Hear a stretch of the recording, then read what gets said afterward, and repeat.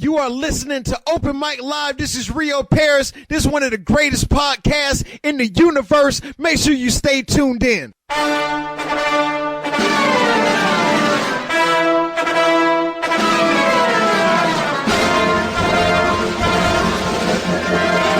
Warning, the following program may contain moments of great personal reflection, sudden and striking realizations, things you should not try at home, the truth about cats and dogs, incomplete thoughts, rambling gibberish, completely ridiculous opinions, winning lottery numbers, things you could really care less about, barking dogs, and unfortunately, Mike and Stan. Who likes to be silly? I like to be silly. What kind of radio show is this? This town needs an enema. It's about to get all stupid up in here! Get up, get on up. Welcome. Whoops, to an all-new Open Mic Live, all over the internet, ironbroadcast.com, No Name Network, and coming soon, 920 WON The Apple. I think January 20th. We'll get more information to you out there. I am Mike Tyree. With me is Stan Deo. You are listening to Open Mic Live on openmictheshow.com. There you can find our friends and our family and get involved on the chat board. What's going on in today's show, Stan? Today's show, we will be talking about FLoridiots. We will be playing Stanley Feud, Tyree's Trivia, some comedians' net worth I found interesting. We're going to be doing all this with local legend comedian JB Ball. Hey, what's up, guys? Hello. JB, thank you for coming in, brother. Thanks for having me, man. That's not how I really talk, by the way. It's not? Hello. How white can I sound? Dude, I appreciate you giving up stage time to be here, man. Thanks, man. Well, I'm grateful to be here. Thanks for having me. That's freaking awesome. Now, I'm going to be honest with you. Yeah. Mike's been looking forward to this show. Okay. Probably more than anyone we've done yet. Well, that's a good thing. We've had a I'm lot grateful, of great man. guests. Yeah. But there's a lot of good talent out there. Sure. But everyone has their favorite.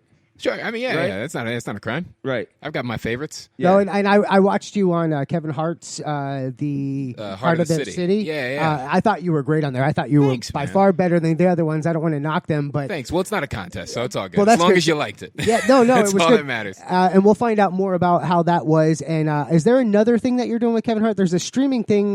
Yeah. LOL. Is that his thing? Yeah, so he's got the LOL network that's coming out this year, and I recorded earlier, towards the end of last year for another show he's got coming out on there. So that'll be coming out this year. I don't know the name of the show yet, but I'm waiting to see it. I know I did stand up for that show, and my set went very well, so I'm really excited to see how it turns out on TV, but I was very proud of it. Real quick, welcome Vanessa King and Rachel Rowan to the show. Rachel! Doo-doo-doo! So speaking of shout-outs, Ashley DeHanish, are you familiar with her? Yeah, I love Ashley. She said, tell JB I said hi. Yeah, I'm no, like, Ashley's okay. great. Yeah. She's great. She's super sweet. She's one of the nicest people I've ever met. Really? Yeah, yeah. It must She's be a different Ashley. No, Oh, I'm really? kidding. I was about to say, really? She's got such positive vibes. I love Ashley. Oh, no, she's awesome, brother. Yeah, I mean, yeah. and she's everywhere. Yeah, man, She's she got hustles. drive, brother, right? She hustles hard, man. Yeah, that's awesome. I watch her work, and then I just go, yeah, I'm just not going to work. Yeah, right? I'm just exhausted just watching her do what she does. Yeah, she said you guys worked together quite a bit. Yeah. Yeah, that's awesome. Mhm. I want to get this out of the way real quick. Open Mic Live is starting off this year solid. Last week we had Logan Charles III. LC. We got JB Ball. Oh, that's me. Next week we have Cam and Rio both in the studio at the same time. Oh, my little brothers. I love them. The beginning of February we have Matt Fernandez. Matt's my best friend. And we have a bunch of bands. We have a couple of the most talented kids bands ever coming in here. Okay, I don't know them. Yeah, you don't. That's why I didn't. You just broke my streak. Yeah. But anyway, I mean, it's a solid lineup to get started. I couldn't ask for anything more. Dude, that's awesome, man. You know what I mean? So I just want to put that out there. Now, tomorrow night, we will also be broadcasting live from a Clench Fist concert out in Brooksville. What's the name of the place? Yeah, it's Brooksville, or you look at it one way and it's Wiki Watch It, and you look at it another way, it's Brooksville, and you move my buttons over here, and I got it right there. So Clinch Fist tomorrow at Marker 48 Brewing Company. This is actually our first real remote. So I can't wait to screw it up. No, I'll be right there with you. No worries. It's such a great name for a rock band. Clinch Is that a rock Fist? band? Is Yeah, that it racist is. that I assumed it was? Yeah, no. I just realized, I was like, well, you know what? I don't even technically know. Actually, it's the next Boys to Men. Oh, perfect. All right. No, Clinch, that's great. Clinch I Fist. hope Like, it I'm did- so jealous of that name. I don't have anything I could use that name for, and somehow I want that name. That's so funny because Logan jumped on that freaking name too. He's like, Did he? Clinch Fist, I love that name. It's You know? great, man. Yeah, our band's named after what could be a weapon in a trial. Right, exactly. Or it's definitely a weapon. Well, and one of their influences influences is Tool. Okay, and yeah. one of their songs is Stinkfist. So I was like, I know I'm going to call them Stinkfist at one point while they're in here. That's inevitable. It's too easy. But you didn't. I did. I'm so proud of you. Thank You you. did? It was under my breath, though. Oh, yeah. yeah, fair enough. Yeah, right. I just hope they didn't hear you call them the next Boys to Men. Dude, they might strike you. I was about to say, are they hardcore like that? No. I mean, no. I Dude, wouldn't know. they were fun, man. They were cool as Yeah. shit. Like, they were scary to look at. Yeah. But I don't judge book by its cover. Okay. But Boys to men, we're men to monsters. like, what? All right. Linda Macho. You want whatever you want to be, man. they're out there clenching their fists right fucking now. So anyway, I found it interesting. I was doing research and somehow came across this list of the richest comedians. Okay, yeah. And the order of the pecking order seemed It's not what you would think, right? It's odd, right? Yeah. And some of the people they call comedians, like Larry David, is the top of the list. Okay. Is he really a comedian, or is he more of a? I mean, this is like an old debate of it depends on how you define comedian. You know what I mean? And that's my question Like to you. comedian, I don't think it equals stand-up comedian. Correct. I think comedian is like the big umbrella group, and then you get your subgroups of like stand-up comedian, sketch comedian. Show comedian. Yeah, movie there's all comedian. kinds of comedians. So Right. to me, like, absolutely, Larry David is a comedian. I was thinking about that with Tina Fey and Amy Poehler. Have they ever done stand-up? No, they're not. They're sketch people, But they're hilarious. But they are outright comedians. It Correct. doesn't mean they don't know how to write jokes. They're incredible joke writers. You know what I mean? Mm-hmm. Like, so it's just. I just think comedian is the broad term for anyone doing anything in Funny. comedy. If it's Yeah. funny, it's you're a goddamn comedian. Yeah, exactly. Pretty much. So I think that's totally fair game. like John Jacobs, who's watching right now. He's a comedian. Johnny J, my brother. Welcome, John. Brent Terhune, he threw me off because he was a writer for Bob and Tom. Yes. And I never thought of that correlation, but Yeah. actually I never really thought of radio shows getting writers. That Oh, just absolutely. seems odd. Absolutely, yeah, they got them. I mean, Lisa Lampanelli has writers. What the hell is the difference? But did she originally, that whole kind of thing came out when what's his name? I'm gonna get everybody pregnant. When he was Tracy Morgan? yeah, when he was in the truck accident. That was a good impression, by the way. I'm pretty good at it. That was pretty good. Don't ask me to say anything else. I got that down. You didn't even like color your face to make the black guy. That was good. I'm not allowed. We're not allowed to do that. Totally messing. But when they talked about how his writer died, that kind of was a thing that came to light. Like, oh, he had writers. Wait, why do comedians have writers? I mean, and everybody's different. And I'm not going to speak for anybody because I don't know what their specific circumstances are. You know what I mean? But it's one of those things where, like, I feel like when you're younger, you don't have any writers, and then when you become so successful, it's very possible you could have writers. Like That's the goal? Maybe. I mean, yeah. Like, there's no rule against it. You know what I mean? You can come from different schools of thought about it in terms of like me personally, just me personally in my taste, I really want to feel like you don't have writers. I just don't want to think you do. It's more personal. Because, You want to feel like it's more personal. Yeah, because I want to live vicariously through you. So Right. I want to feel like these are really your thoughts in the words, the way you thought it through. I just Right. want to feel like it's you saying it, So if I do find out you got writers, it will take me out of it a little, Right. Like I'll still go, this is funny, but it'll take me out of it, But, right. I don't want to believe Bill Burr has writers, and I sincerely don't believe he has writers. You know what I mean? What are your thoughts on the roasts? Because there's like a team of writers On that the write roast, for everybody. I'm like, you better have a writer. Like Okay. that's where, because to me, a roast is not you doing stand up. A roast is you delivering great jokes about the subject. I don't give a shit who came up with them. Or I subjects. really don't. Like, I understand like taking pride and like, no, I'm going to do it all on my own. And if you have that work ethic, then I completely am all for like, yeah, do it that way. But if you're just on the roast and you're not a joke writer, or you realize like, look, I don't think I got that much, man. Right. They got to do a long time. And the problem is They got to do a long time. You might have some jokes of your own, but not enough. Was that 10, 15 minutes for like, non-stand-ups? I've heard of like having to do as long as 20. 20 minutes on one that's a lot. Yeah, that's a lot of research. You know what I mean? So like, I get it. Like I got nothing against that. But on your own special, I just want you to be the writer. Right, exactly. I just do. But I get it if you're not. But that's what I want. And that's the thing, like you said. I mean, some people need writers. Yeah. They have a great delivery. Sure. So you're still funny. Sure. You telling using someone else's words. Your delivery means everything because those same words from someone else. Sure. Falls flat. But I mean, there's also, you got to take into consideration, like, so if I were to be a writer for someone, right, one thing I have to take into consideration, this person isn't just taking my jokes. Mm-hmm. They're taking my jokes that are applicable to their life. Right. Like, I'm supposed to be writing for their life. Right. You know what I mean? Yeah, I get it. So it's not like you're it can be a little bit if there's a little overlap, but it's not like you're necessarily taking my jokes that I would have been using. Right. You know what I mean? These are jokes that I would not have been using because I don't live in that circumstance, so I wouldn't have came up with that. Exactly. I mean, right. So, like when Mike Tyson is on your roast, you don't let him write his own fucking jokes. Oh, no, God, no. Well, maybe you do. That might be. Like maybe that's a better roast. I would love to see it just turn into like, I'll fuck you till you love me. Right. Like I would like he's just out of jokes and he's kids just say the threatening darndest you. things, right? Oh yeah. Well, then you have the opposite, where I guess the situation from Jersey Shore had all of the jokes written for him, but he failed them all. He could not complete a single joke. That's the thing. Like I believe this wholeheartedly. That is a necessary evil of a good show. So, everyone should not kill. Someone should eat it. What was the one? That should be a dynamic of the show, because now it becomes a new thing you can make jokes about on the spot within this thing. You know what I mean? It helps it become a thing. Yeah. Right. So like people are scripted, yet they're not scripted. You just gave them ammunition, and then people get to flex that comedic talent. So like bad performances they're sort of a necessity to good performances to me. You know what I mean? In the same way that like when you're performing, like you prefer not to be heckled, right? Mm-hmm. But if you can spin a heckle, like if you can turn it back on them, the show became greater for that moment, right? So it's the same thing. Like if somebody bombs, but then other people get material from that bombing, this has now become an even better show than if that person had just done well. Right. You know? Well, I mean, a true improv comic would benefit from a heckler. You know, what I mean? To a degree. Because that's what they do. I mean, every heckler's got it. You know, there's always a threshold where you're like, okay, you got to get this guy out of here. This is just endless. We've watched that happen before, actually, and it's like, thank God they got rid of him, because we're there to listen to you. Yeah. We paid money to see you. Dude, the worst is a heckler who just doesn't understand that they're beat. Right. That's the thing. Right. You know, like you don't mind, at least me personally, and everybody's act is different. Me personally, I really don't mind when people shout out. Like it doesn't bug me, because like the type of material I'm doing, if you're trying to argue against me, you're gonna sound dumb. Like I picked that point to argue from on purpose. You know what I mean? So if you're gonna argue against me, I'm gonna be able to make you sound dumb really easy. Right. But if you just keep going, the crowd knows your beat. I know your beat. If you're the only, but you're just so drunk you don't get it. Now you're just a disruption. It's not fun anymore.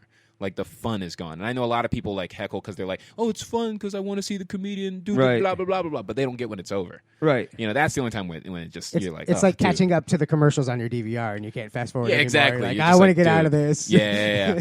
There is nothing, bro. There is nothing more comforting than watching like whoever's running security in a club yank somebody up and you're just like, oh, okay, back to fun. Right. You know? Woo! I mean, can you tell the difference between a heckler that just wants attention and the one that thinks they're funnier than you?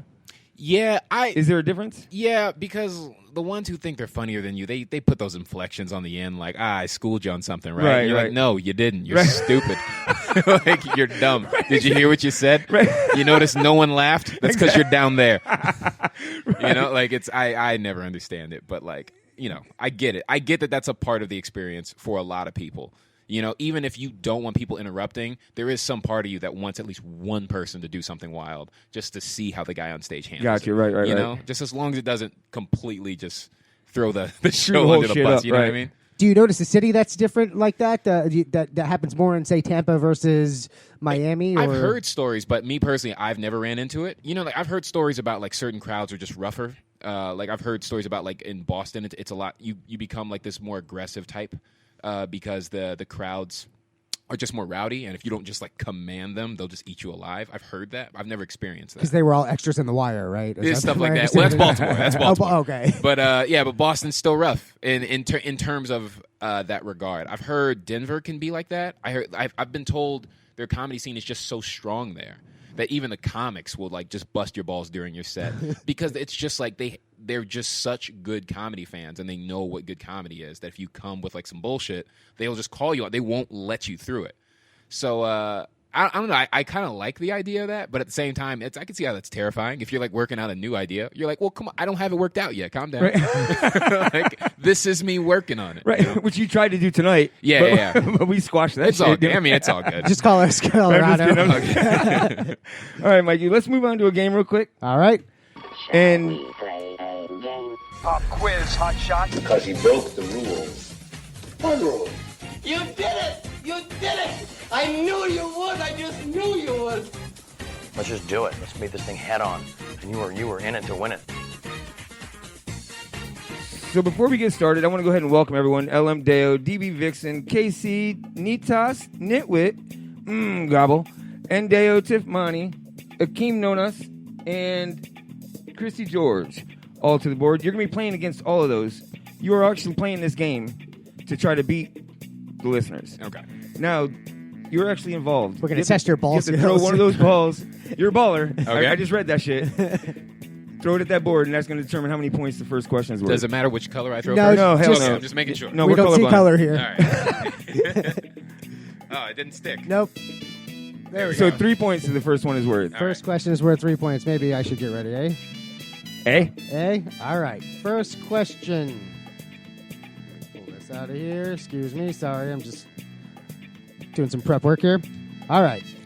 A baby can cost new parents how many hours of sleep in the first year? Total?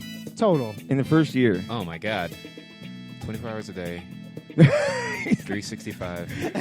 How many hours are in a year? You can only get 8 hours. Welcome, Babies Jonas. Don't sleep for 2. Carry the one. I'm saying, I think you're losing at least 5 more hours a day. So what's 365 times 5? That's what I'm going with. That's my number. 3, 6, 9, 12, 15. About so 1,600. yeah. I'll go 1,600. That's All fine. right, so we got a 1,600, a 4,381, 750, 400, 700, 420, 520, 420 will help you sleep. 9, 820. Who said 9? No, 900. 900. Oh, okay. Nine. 9 hours total in a year. Our listeners are geniuses, bro. They're actually an insomniac, so it didn't really cut that much time He off says there. 27,000. 27,000 hours. Jen Nicholson, welcome. I'm trying to do the math on 27,000. Hold on. Because that's not even possible, right? All right, fine. I got my Googler. There's not that many hours, right? Yeah, he lost his calculator. All right, 7,000. I like this Equal. music, man. This sounds like I'm about to do a robbery in Ocean's 11. That's what we're going for. It doesn't actually. Google isn't giving me an answer for that one. 27,000 hours equals how many? In how many days? Well, 10,000 hours equals 416 days. So 27,000 is. Whoa. Okay, so even my answer was too high. Little bit. The thing I was making fun of him for, I got myself. Well, that made me feel better. I'm glad we looked that up. The actual answer is 750. Okay. Mary nailed it. God, why did I think that? Nailed it. 1,600. Because who the hell knows, bro? These questions I'm aren't. not a math guy. You're not supposed to know the answers to these questions. Oh, sure. That's the whole point. they may not even be right. Yeah. Who are these people? Right, you got the questions. All off right, the onion. we're gonna do the point thing again. We're gonna stick with 3. Yeah, keep throwing it. All right. All right, here we go. Next one. Whatever. 16. 16 points. Woo! For 16 points, there are roughly how many ingredients in the McRib? Who cares? Just eat that shit. All right, well, there's Disgusting. rib. Where? And there is, Shenanigans. there is bread. Is bread one ingredient? Well, no, you got yeast, you got Right. flour. I just you want to got, make sure I know how we're doing it. Okay. And it's McDonald's, so there's probably 27 ingredients in Right. just the bread. So on the board, we have a 10, 18, 25. I thought about this. I'm going with 1,600. Feeling good about that number. Stick with it. Feeling good about it. Write it out. Let me look here and see if there's 1,600 answers throughout any of the questions. We got a 25, a 12, and 5, a 20. There's more than 5 ingredients in their freaking French fries. I can tell you this, their omelet, I believe, or their egg has something like 21 ingredients. Jesus Christ. Casey says 45, H45, whatever the hell that's supposed to mean. The H is probably a typo. I'm going to go ahead and give them or hella 45. Akeem says 26. Oh, Price is Right. Y'all are going to feel stupid when it's 1,600. I'm telling you. You're going to feel dumb. I bet they felt stupid long before that, bro. All right. The answer is 70. 70. That was close. Does that surprise you? Nah. Yeah. Nah, because I don't know how much goes into barbecue sauce. About 14. Yeah, I was about to say, like, I'll believe any number you tell me. Sugar, like, molasses, depends. I don't know if that's Southern. I didn't even know molasses was in there. Yeah. Most of them have molasses. That's their dark multicolor. Okay. We'll believe you. Maple find. All right. So KC wins with 45. You get 16. Next question is worth 12 points. Alaska is so big you can fit how many New Jerseys in it? That's 1,600. That's great. I wish we could just ship all the New Jerseys off So to funny. I'm gonna go with what I got on the SATs. I'm thinking 1,600. I'm gonna go with 1,600. I think that's what I'm going with. In math? Yeah. It was definitely math was my best part. This is the old SATs before it went above 1,600. This was maximum score. Oh, this was before, what is that? Before they started including science. Yes. Yeah. Come on, man. Common Core. Yeah, what am I going to be, the Martian? Get out of here with these science questions. We got 3, 6, 6, 40. Nitwit says New Jerseys or Chris Christie's. How many can you fit? Well, that's just half of a jersey. We got 40 of 50. We got KC riding the JB Ball train with 1,600. There it is. Ana, Mary was 68. We got a 25 of 420. 72 of 43 from Akeem.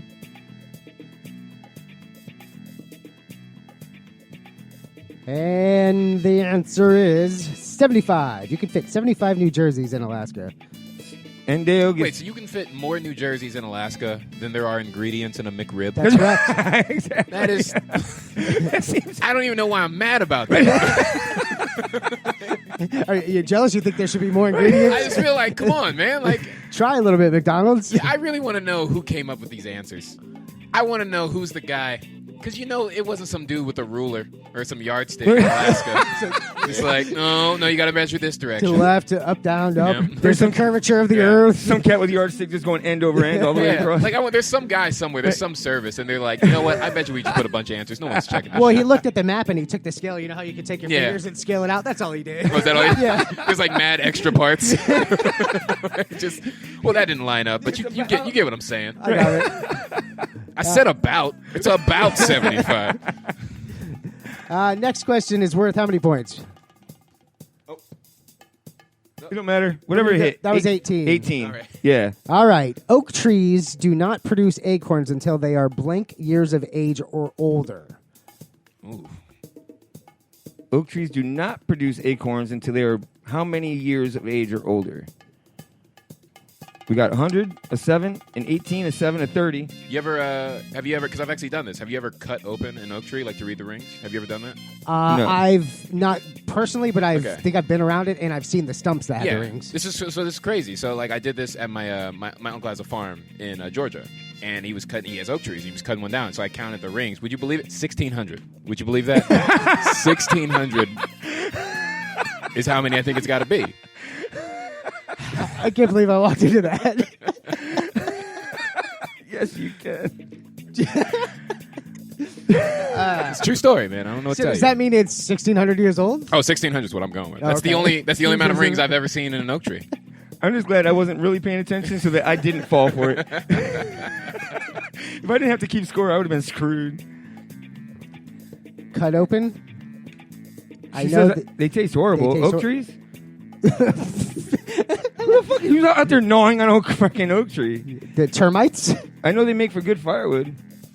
Well, they last longer. It's more, dense wood or condensed wood? I don't know I don't know. Great in a smoker. Great in a smoker. All right, let's do a... Oh, yeah, I should probably give the answer, huh? Hey, what kind of tree is a pencil made out of? Do we even know? We don't even know. A very thin do one. We know paper's made out of No. a tree. That's great. The answer is 50. 50. So they're not going to produce an acorn until they're at least 50. So Gobble and Tiff both nailed Are it. acorns essentially? This is probably a dumb question, but I wasn't good at science. So are all but these. Are acorns essentially tree seeds?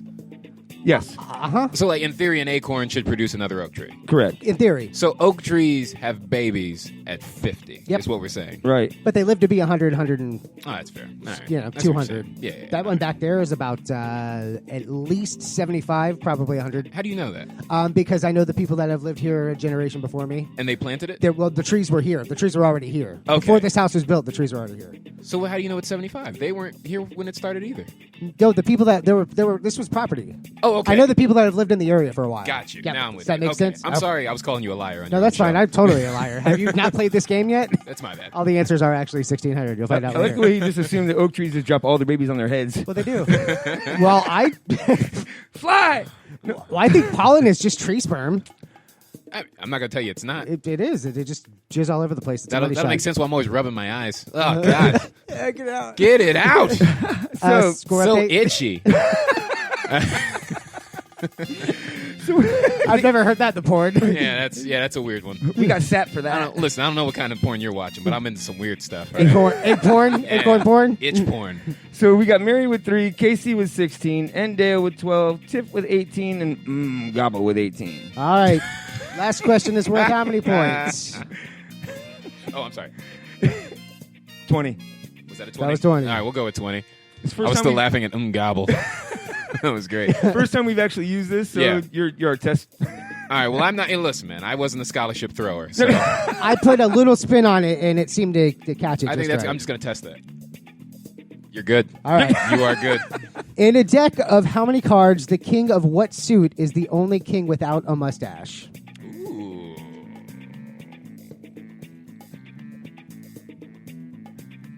I'm going to say the king of diamonds. Yeah, 1600 is not a possible answer. That's the 53rd card. Well, I mean, that was the year that he came from. But, yeah, I'm going to go king of diamonds. I don't know. I'm guessing.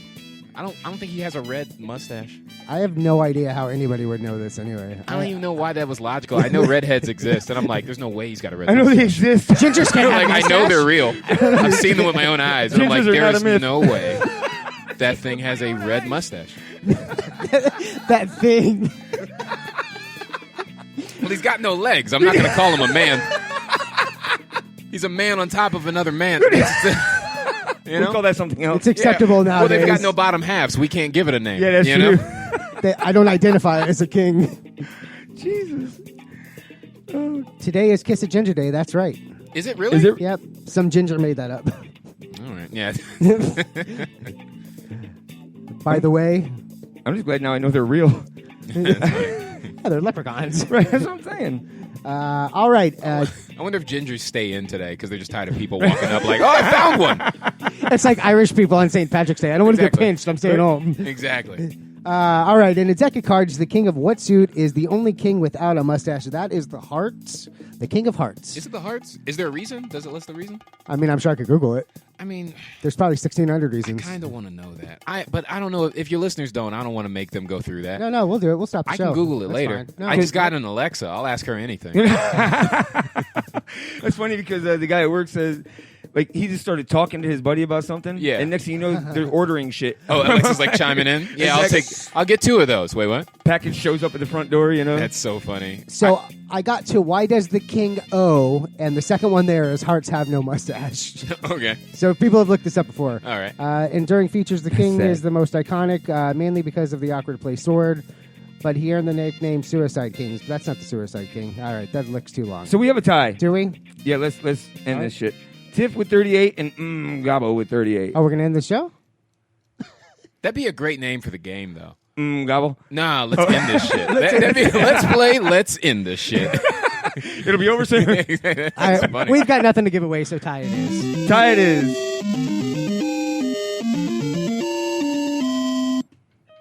All right, so we are going to take a break. When we come back, we've got JB Ball in studio with us. Hey. So stay tuned. Tell your friends and family you don't want to miss this. More of Open Mic Live when we come back.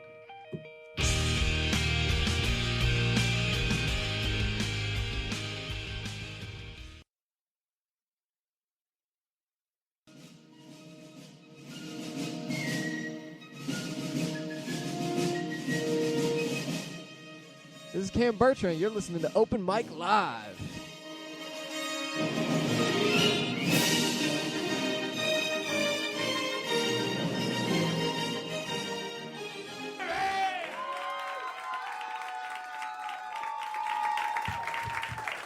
What's going on, guys? All right, let's have some fun, man. I got kicked out of a kid's birthday party this year. I'm going to talk about that. I got a kid the board game Jenga. How innocent is that? That's nothing, right? was like, this is perfect for somebody your age, man. You're going to learn so much about life. Like, you're going to learn how to pull out properly before your whole world comes crashing down. In front of you. His mom didn't think that shit was funny. And I was like, I didn't get the game for you. You made the mistake already. I'm trying to help your son. And she kicked me on my little brother's birthday party. So that was a little clip of JB Ball. Welcome, JB Ball. What's up? What's up? How you doing, brother? I am good. Cam, you sounded disgusting. I hate your voice, man. No, I love Cam. I'm sorry. That's my little brother. I always mess with Cam. Cam, you sounded terrible. I hope he's listening. This is Cam Bertrand. You're listening to Open Mic Live. Oh, that's disgusting. You sound 13. You sound like a preteen Kiss Rock. I love Cam. How can you not love Cam, right? I love Cam so much. There's a lot of great comedians around here, right? I mean, Yeah. you guys have a great rapport, don't you? Yeah, absolutely. In this area, all together. I mean, like, comedy in general is cliquey, but like you find the people you like and the people Right. you're just like, if we don't run into each other, I won't be too upset. Yeah, you know? you've run into a few of them. Yeah, I mean that's in anything though. Yeah. You know? You But try like, not to cut their throats. Is that kind of the deal? oh no one's gonna do anything to me. I knocked a guy out a couple years ago, so like after that, no one's really. Are you serious? Yeah, no one's threatened me. That since shit was then. so unfunny. You knocked him out. Yeah, well, he was going too far, so I hit him. Now, how do you go too far with a comedian? Well, he wasn't going too far with me. He was being very rapey with this girl. Okay. And I kind of intervened. Gotcha. And I intervened in a very nice way. I was just like, hey man, just come sit with me because he was drunk. And I was just like, hey. So you tried to handle it right. Yeah, if you could see yourself right now, you'd be like, what am I doing? Right. And then he tried to take a swing at me. Well, first he tried to eat my French fries. And I told him, don't touch my French fries. Should have had to tell him. And then he took another French fry, and I was like, well, now we got to scrap. Right. And then I hit him, yeah. I mean, yeah, I would have too, bro. Yeah, he moved away the next day. I don't know what happened. He's gone. I gotta go. Yeah, but ever since then, no one threatens me. It's just like prison when you go up to the biggest guy, but Yeah. not- Well, this was not the biggest guy. No. I was, yeah. You were He the should bigger- not have fought me. Let's just put it that way. But I'm not a threatening person. I'm just, don't mistake kindness for weakness. Because we tell jokes. So people just think we're not people. It's like, I'll still scrap after the show. Like, after I get paid, you're just a dude, man. I'll go see you. This shit's funny, but what's about to happen to you is not. Yeah. So let's get to know you a little bit before we get into all your credentials. It says you were raised by a Southern conspiracy theorist Yeah. and a performer from L.A. Yeah. Okay, which was which? My dad is the conspiracy theorist. He's from Alabama, and he believes. Is that real? Yeah, that's absolutely true. Like, my dad believes everything is just like a conspiracy that white people have plotted against black people. It's Like, just what's that's the just who he is. He just grew up in that era. Oh, okay. I He like just that. thinks everything The man is is holding white down. people trying to get back at black people. He thinks I got you. Rubik's Cubes are games about segregation. You know what I mean? But I mean, that goes back. He just believes that. That goes back to being. I mean, the age group he's in, being brought up that way. Yeah, I mean, he had legitimate bad experiences. Right. It's just like, all right, you ever had like an animal that like from a shelter? You know what I mean? And it just clearly had like just bad experiences Right, before right. you, and so it just has weird ticks. Yeah, Where you're just yeah, like, yeah. I didn't know that would set you off. That's my dad. I hate comparing my dad to a sheltered animal, but you know what I'm saying. No, it's From the understandable standpoint, though. he just has those memories. I can't shake him of it. You know, he still whispers the word white people. Like it's not a crime to say the word. Goddamn crackers. No, not like that. It's never like aggressive. It's just No, he'll just be kidding. like, yeah, I was on Match.com and they matched me with a white lady. And I just don't. And I'm like, it's cool to say it, man. It's okay. It's all good. You don't have to accept swipe left. It's all good, man. Right. You know? That's hilarious. I mean, but that's funny because that's the other side of the ball from like Paula Deen. That's the other side of the Sure. wall. You know what I mean? They both in that age group.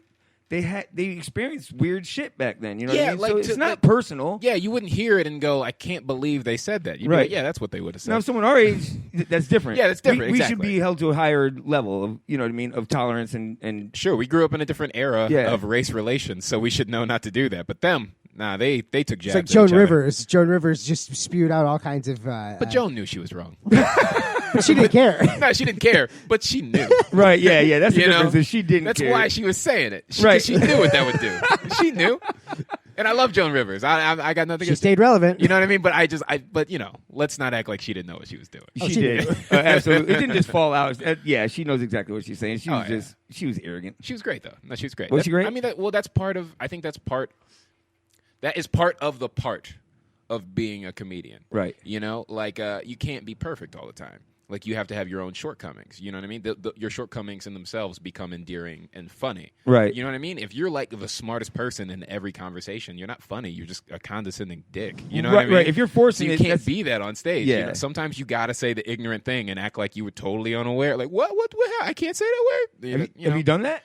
I'm sure I have. You know, not that I can recall. Well, I'm sure I have. Like, you know, kind of just block that shit out. Well, yeah. Like, it's you got to experiment with it. Like, I've said things. Like, I'll say things in my act that can come off as women bashing, and I have to like constantly like reestablish like openly that this is not women bashing, and that I'm on the side of good women. Like, when I'm talking about women negatively, I'm talking about bad women, right, which we all know exists. I'm speaking on behalf of good women, but if I don't keep saying that, people are like, "Man, this dude really hates women," and it's like, no, that's not it at all. I'm showing love to the good women out there that get no love. I'm acknowledging these people as bad people. Right. Doesn't it suck when you have to explain all that? It does, but it doesn't. But here's the thing. I think a lot of guys do that. Like, they try to do material like that, and they don't reestablish that, and they don't know how to overcome the obstacle of people think they hate women. Right, I got you. So I think the fact that I understand how to do that kind of just sets me aside. So I don't really mind doing it because I feel like it's something that's setting me aside. But don't you think when people come to a comedy show and someone on stage says something totally discolored, it's obviously meant to be funny. Sure. Like, everything said at a comedy show is meant that's what I'm saying. to be funny. Why are you there if you're going to take this shit to heart? You can't man, go to a comedy show and take shit to heart. The more I travel, because I understand that in theory, right? But the more I travel and the more people I meet, and the more different I see how everybody was brought up and then what those places are like, where they were brought up, I totally get like where they're coming from. I don't think it's right. I just get where they're coming from. You know what I mean? So when you go into a club, you have to go in knowing that is what you're up against. You know what I mean? Like, everybody wasn't raised the same as you. They weren't raised in the same area, the same culture, same schools, same people. They have totally different experiences. You know, I forget that I live in I'm from Florida. We live in a vacation destination. I forget when I travel to like other places that they're gonna suck. Like, you know what I mean? Like, I forget I live where people try to vacation to. Right. You know, so I come to every place. I'm like, oh God, why would you live here? You know what I mean? I come with that energy, and I got to remember that it's like, nah, man, this funny because he has to live here, man. Don't make fun of it. Like, that's a common thought with people here, though. Stay here, yeah. It's like, this place sucks. Are you kidding me? People spend a lot of money and time saving money to come here. Sure, yeah, you know what I mean? yeah. This is a beautiful place, dude. I get if you're in love with where you live, right? But you're wrong. Okay, like, it's better here. It is. I was just in Iowa. It was -6. There is nothing you could tell me there is in Iowa that would make me go, I'd rather be there. Oh, hell no. You could tell me they were giving away free money, and I'd be like, but then you're in Iowa with that money. Like, what are you going to do with it, you know? Right, in -6, what do you do in -6 other than stay inside? You stay inside. That's what am I going to go buy nice clothes to not wear? Like, show them off to myself. Yeah, it's whatever, you know? So your mother was a performer then? Yeah, my mom's a singer. Oh, really? Mm-hmm. Do you sing? Not professionally. But you can sing? My girlfriend wouldn't say so. No? I mean, I love singing. I would never say You're I'm the a only good one singer. that loves you doing it. Yeah, I think that's the fairest. I got you. So you're in a relationship. You have a girlfriend? I do, yeah. How yeah. long? A little over a year now. Oh, really? Mm-hmm. Oh, so it's still new. Like, y'all are still hugging and touching each other in public and shit? Sure. I love that. Yeah. What do you think in 40 years I'm not going to do that? Potentially. Yeah, I'll do it just to prove you wrong, man. Send me, no, baby, I'm not. I'm still touching his. No, I don't really want to touch you, but I just remember 40 years ago I had this conversation. And anyways, I owe this. That's why my hand's still in your ass. No, go make me a sandwich. So let's move on to all the things you like. Your credentials were longer than the screen on my laptop. Oh, thanks. So man. I'm going to start with just a few that stand out. You know, you got Sure. MTV, CBS, Comcast, Sirius XM, Kevin Hart's Heart of the City, right? On Comedy Central, which we kind of touched on earlier. And now Kevin Hart's LOL. Yeah. And where can you find LOL? LOL is going to be a new streaming network that is going to come out. So it's going to be just like, say, a Netflix or a Hulu or a CISO, something like that. So it'll be available for subscription online. And I would assume like through like, you know, your tablets or your smart TVs, that whole nine. So I'm still waiting to see myself because it hasn't come out yet. It's coming out this year. Is it kind of a Funny or Die or? Basically. Okay. Yeah. But it's like an app that you can stream. Gotcha. Yeah. So of all those venues that you've done, which one was first, actually? Let's start there. of the bigger ones? For the credits? Yeah. The MTV, the Comedy Central? I think it was MTV, I think. Yeah. Was it? Mm-hmm. And which one were you most excited about when you found out you were going to be doing it? Oh, Comedy Central. Yeah. Kevin Hart, right? Yeah, by far. So you got to meet him? Yeah. I mean, like, talk to him, you know what I mean? Backstage? Yeah. Not just... Sit down and have lunch. Yeah. Oh, really? Yeah, he's a cool dude. Is he? He's a very nice guy. He's a very busy guy. Like, the weird thing about talking to Kevin is you don't want to say anything that you think would be wasting his time. And, like, I don't know anyone else I've ever spoke to where I was, like, conscious of that. Right. You know what I mean? But he's just so busy. Like, when I met him, he had just, like, it was either, like, a night or two previous, he had just hosted the Video Music Awards for MTV with The Rock. He had just done that. He had flown down to Miami. He still had like alcohol in his system, so he's trying to get over that. he's got to do this show with us, which is like multiple scenes he's filming. He's got his own sketches. He's got the interview with us. He's got the show that we film later on that night of us actually performing. He's got to hit stage. You know what I mean? He has to do all that. And then the next morning, he flew out on the red eye because he had to run the Boston Marathon. Like, the guy is just so busy. There's always something going on. So it's just one of those things, when you're aware of that, it's just like, well, what do I say to him? I talked to him about, like, our hair and our beard is going white. Like, no, you didn't. I was just like, oh, this is something I can relate on, right? Hey, Kev, how you feel about that? Oh, me too. You know? Are you serious? Yeah, that's what we talked about. But he's a very nice guy. He's a very cool dude. But he's just, and I don't know what it's like for other people, but for me, I was just so conscious of, I just don't want to waste his time. You know what I mean? Because I don't want him to think like I'm talking to him just to talk to him or... So, I mean, like when you knew you were going to meet him and be able to talk to him at one point, did you ever run through your head, what the hell am I going to say to him? Or did it just fall out? No, I've been lucky to... I don't really get that starstruck. And that's not to say that he isn't a mega star. He's a mega star. Right, like, I'm aware of that. But it's also like, I always just go like, I mean, that's a dude. It's a person. He's a guy. I agree. Like, I used to play basketball before I did comedy. Right? So, like, I've met plenty of pro players. I've played with plenty of pro players. So, like, I got an early... I don't know. What's the word for that? I was subjected to that early in terms of meeting people who were looked at. Desensitized. Right. Yeah, so I just get it. Like, that's just some dude, man. You know, he poops. He doesn't wipe completely right. And, you know what I mean? And who the hell are you? He ruins boxers just like I do. Right? So basketball, you have a basketball thing coming up pretty soon. Oh yeah, I'm playing in a basketball tournament this weekend. I'm pretty pumped because I want you to take out my frustrations for Star Wars on them as well. Dude, did you see that? There's a team in this league called Princess Leia. I don't even want to play them. Right. Why? They're supposedly they got like all pink jerseys. I swear to God, if a girls basketball team comes out, I'm not playing. Right. I'm just not. And that's not. Maybe that's sexist, but I don't mean it like that. But I just, come on, man. That's a waste it sounds more like a team name for like Dungeons and Dragons or something. It is, man. Come on, man. You can follow the trend and cremate them. Boom. There you go. I tried so hard not to make like a tasteless joke about Carrie Ann Fisher. Do it. Having that she died recently. Man, is it ever too soon?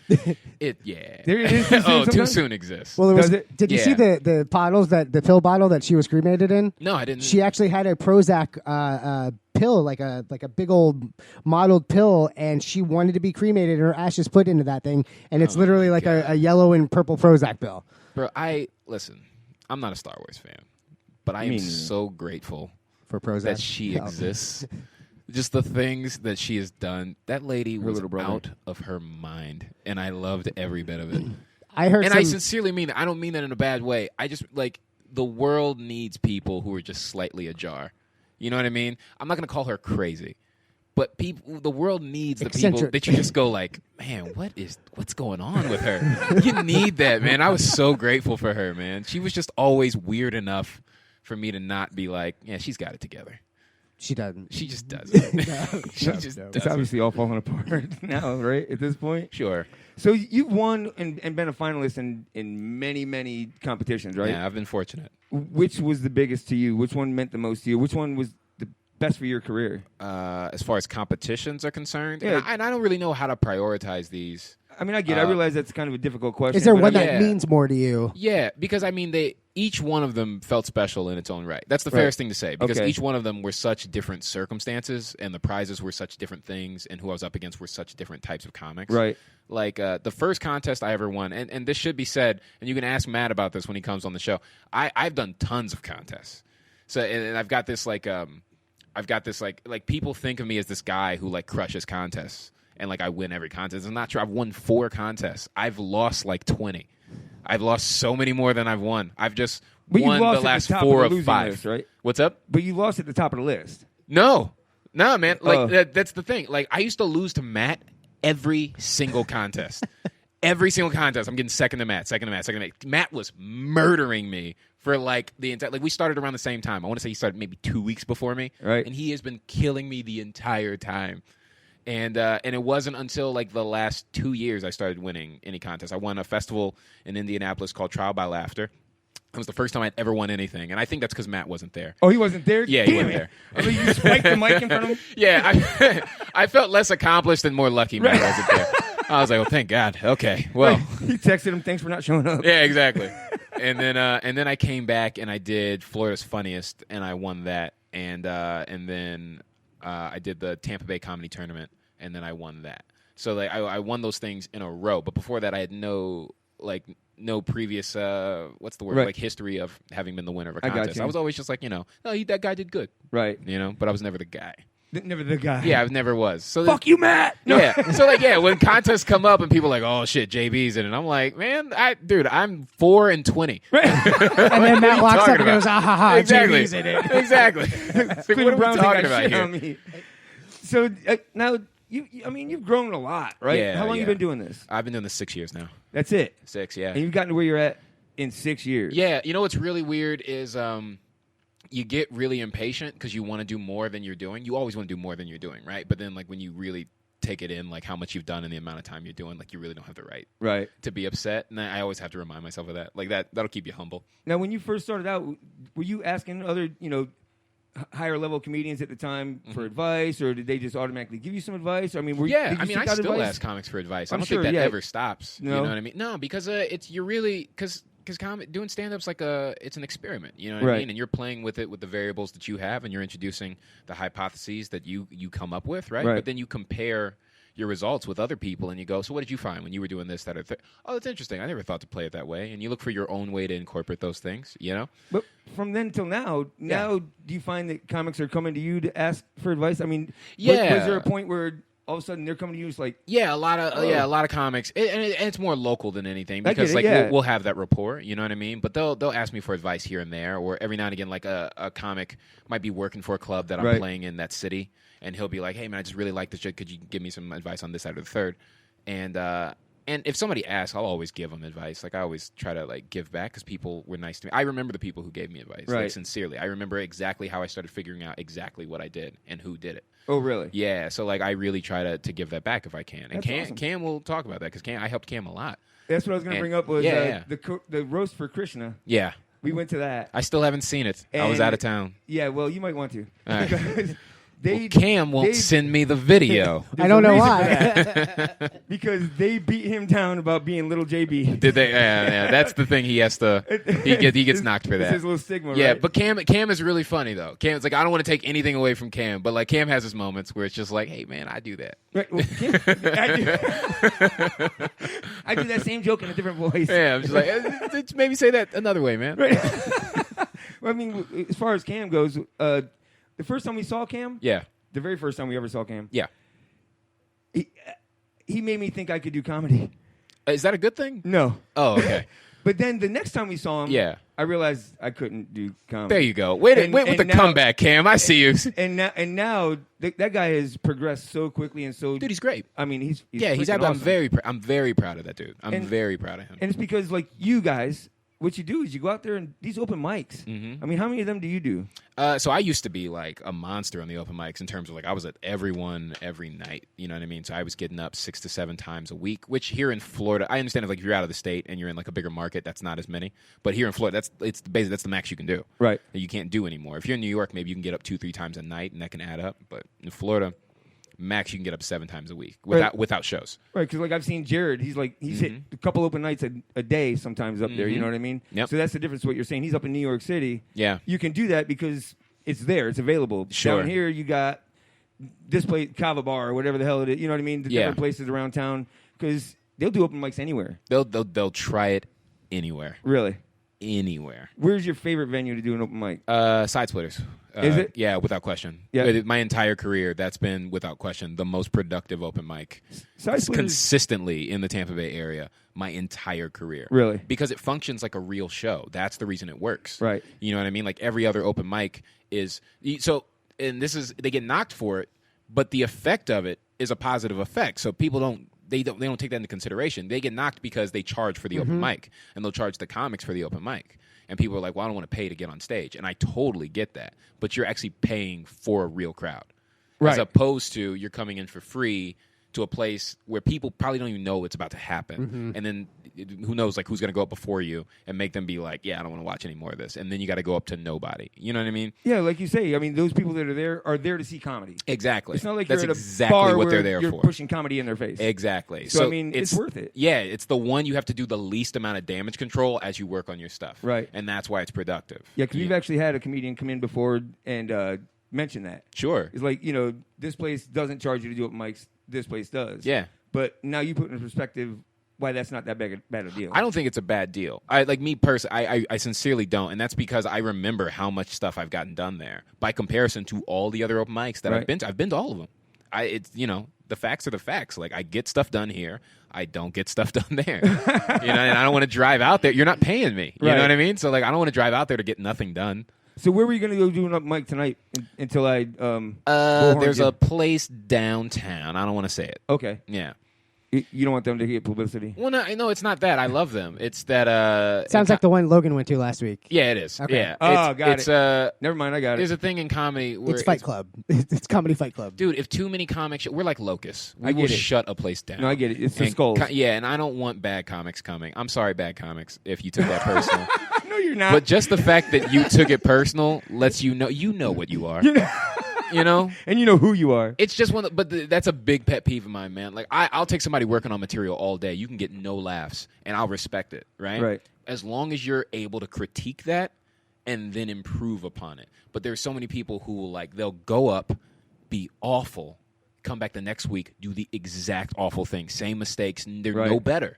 And they're the people who will, like, kill an open mic. And there's too many. Right. It'd be different if there was just a couple. We could overcome that, right? But, like, there's so many that it becomes overwhelming. And then people are like, yeah, we're just not going to include comedy on our open mics. We're just going to, we'll do the other stuff. So I try not to tell everybody. Like, favorite quarter? And what do you mean not include comedy? Like, because some open mics are not just comedy. They'll be all arts. So it'll be, like, poetry and music and magic and, like, whatever else, right? And then comedy can be part of that. Huh. But, like, comedy gets misrepresented to such a high degree at these open mics because the majority of the people there are either inexperienced or clueless. Right. You know what I mean? And they're trying to work through it. And there's no shame in that. You know what I mean? But you have to show improvement, man. You can't just keep going up and offending people and not saying anything funny. That's my whole life. You know what I mean? Oh. And then another guy do the same thing, and then another guy, and then another guy. It gets to be too much, and they're just like, what if we just take comedy out of this, and then we're cool. Right, guys? Right. We're cool now? I've had to lobby on behalf of comedy to so many rooms. It's unbelievable. Where I'm just like, you can't get rid of it because these guys need it. Right. Not the guys that are bad. The guys that are good. They need it. And besides that, the guys that are coming in to do it, yeah, they're bringing money to the place either way. I mean, Dude, you know what I'm saying? Maybe to an extent. I mean, if they're spending money, you might show up and get nothing. You know what I mean? Like in all honesty, like if I go to an open mic, I'm normally not spending money there. Right. You know, but that's just me personally. And I understand you should give to the venue, and every now and again I will. But if you go to an open mic, don't people show up to see you? No, because I'm not advertising I'm going to be there. Yeah, you know, I'm not like come see me work on stuff. Right. I got you. Like I'd rather just be come see it when it's ready. So like you were going to go practice a couple new jokes, right? Yeah. So how many times, not specifically, but in general, do you practice a joke before you go ahead and do it as a feature or something like that? I am really bad at this. No, because this is what happened. I used to be like relentless in terms of every night I'm getting up and I'm working on this stuff, right? And I had my whole system in terms of this week I'm working on these, next week I'm working on these, so that way I'm not going back doing the same stuff. Right. And I had my I had a program for how I did it. Right. And now I'm having to mix it in with being booked and I'm out of town a lot. So like I don't get to open mic as much because I'm not even here. You know what I mean? So now I have to work on stuff during shows. I have to find ways to weave it in, yet still keep the show good. And that I'm getting better at that. So what ends up happening, though, is I don't rehearse much. So I might get the joke out, but it'll come out really sloppy. Right. So I'll just see the natural way of like, how is it funny? And then I have to like listen back to it and really start cutting out chunks of it so it just sounds more efficient. I got you. You know what I mean? So instead of standing in front of a mirror and figuring it out, Yeah. you're doing it in front of people. Exactly. Like I just got to have the balls to do it. You Right. know what I mean? Well, And then, if you're a comic, you got to have balls. sure, that's a real thing. But No, I real. understand like some people are far more scripted than others. Some Right. people are very loose on stage. I try to keep like a healthy medium. Right, you know? right. I like it when it feels like everything is off the cuff, yet I'm well prepared. Like I like it when it feels like that. Right. Did you come to that, or have you always been like that since the beginning? No, I think I came to that. Did I think you? I figured that out because the thing I've been told people like about me is that I'm really conversational when I'm on stage. So it just sounds more like I'm talking directly to them, not that I'm doing a show. Right. And so it's just kind of like really funny conversation. And that's something I discovered. And so if it feels like conversation, it needs to feel a level of impromptu. You know, so like I will throw in new stuff a lot just because it needs to feel fresh Right. like that. Have you ever tried to? I mean, have you ever like strategically practiced new jokes in different types of venues? Oh, So absolutely. so you could get a different variety of people and Oh, figure out. absolutely, yeah. Because I tell comics this all the time because there's no one way a joke goes. It doesn't Right. matter how good the joke is; it's not always going to kill. Right. It doesn't matter how good it is. But can you figure out what type of crowd? You can anticipate because you're just playing averages. You know what I Right. mean? That's basically what That's it what is. I'm saying, The right. majority of the time, these people tend to like this. These people tend to like that. This joke goes over well here, not here. But you do think about that. Yeah, oh, absolutely. I think if you're not thinking about that, you're out of your mind. Right. You know what I mean? In terms of you're not doing your job. Like, you got to anticipate your demographic and what you're talking about. Like, if you're, if I got a ton of material on Disney, you know what I mean? If I'm doing an elderly crowd, I'm not talking to them about the Disney movies that they didn't watch. You know what I mean? Like, I need to know not to do that. Your bones are frozen. Yeah, like they're not gonna know what Disney. What you mean, Walter? Do you drink on stage? I don't drink at all. No, okay. That's Yeah, what I was. It's hard to watch some of you guys have water and some have beers. Well, sometimes, I will drink. Like, I'll drink something occasionally. Like, I'll normally drink a Shirley Temple. Like, everybody gives me shit about it. But it's like, 'cause I don't drink, and I just think those taste really good. And I don't really give a fuck what you say about how girly a drink it is. I'll fight you in the street. Take my French fry or talk about my Shirley Temple. Dude, you don't want to be the dude that got beat up by the dude drinking a Shirley Temple, so don't threaten me. Especially while you're still drinking it. Yeah, man. I'll sip it, too. I won't even chug it like a man, you know? I'll the do straw, it real girl do it like. with the straw. Oh, yeah. Yeah. Oh, that's hilarious. So anyway, that's that segment. Yeah. That was you. All about you. Thanks, man. No, thank you, man, for being so open. Because I mean, you're awesome. Thanks, bro. I appreciate it. I swear to God, I hate to keep saying that. Yeah. But really, You sound like you're hitting on me at this point. is it creepy? Is it the little, eyes? It's a little bit creepy. It's the eyes. All right. That's yeah. what it is. It's your gorgeous blue eyes is what it is. What's going on? It sounds like you're hitting on him now. Just Now I'm playing. uncomfortable. What the I'm just joking. So anyway, thank you. We'll talk with you again in segment 4. The next segment is Stanley Feud when we come back, All right. and you'll be playing against him, and we'll be back because Mike keeps nodding at me, and I'm No, talking I'm too long. just, I'm agreeing with you. Yes, absolutely. We'll That's be what's back. going on? We'll be back. Right, Open absolutely. Live. Peace out.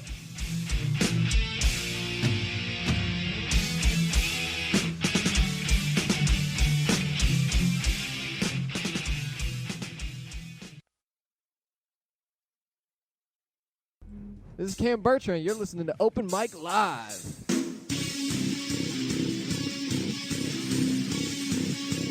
All right, welcome back. Now it's time for Open Mic's favorite game. Stanley Feud. Boom, boom, boom.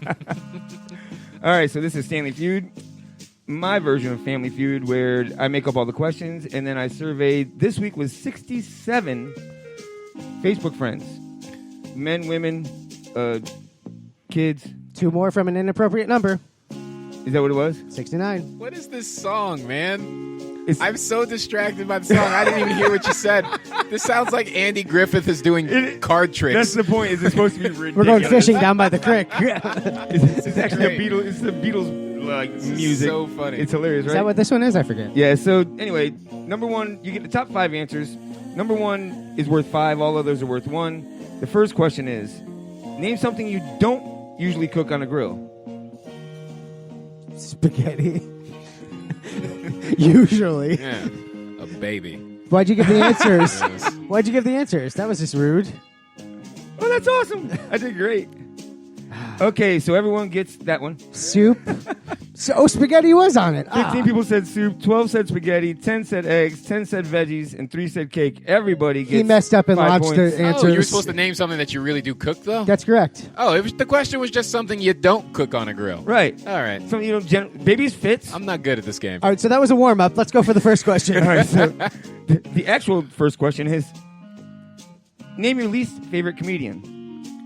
Cam Bertrand. Oh, God,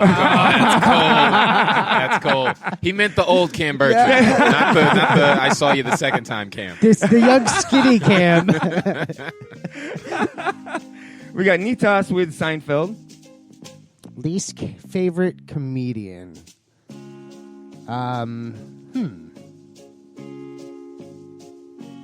David Spade. I like David Spade. I haven't seen his new stand-up, but I didn't care for some of his stand-up. What's that? Nothing, go ahead. Okay. We got a David Spade, Amy Schumer. I can't think of anybody. Yeah. Oh, I'm not gonna name a real comedian because I might work with him That's one day. true. No, That's no, but, it's not who you think. It's what you think other people think. Oh. You know what I mean? Like, what oh, okay. comedian Because has I the would have worst said name this guy named Uncle Reggie from open mics, but like only the other comics in the area are gonna appreciate that. Uncle Reggie is the worst thing I've ever seen. No, you're guessing what they were going to guess. Okay. I'm going to go Seinfeld, too. You going Seinfeld? What other people? This isn't my belief, but Right. other people, I'll say Dane Cook. Dane Cook? No, that's a good one. No. It's so unfair to Dane. Well, ever since MySpace left. Yeah. Swinfeld? Gobble. I'm pretty sure that's Seinfeld. But Andrew Dice Clay. I saw Andrew Dice Clay I at can Side see Splitters.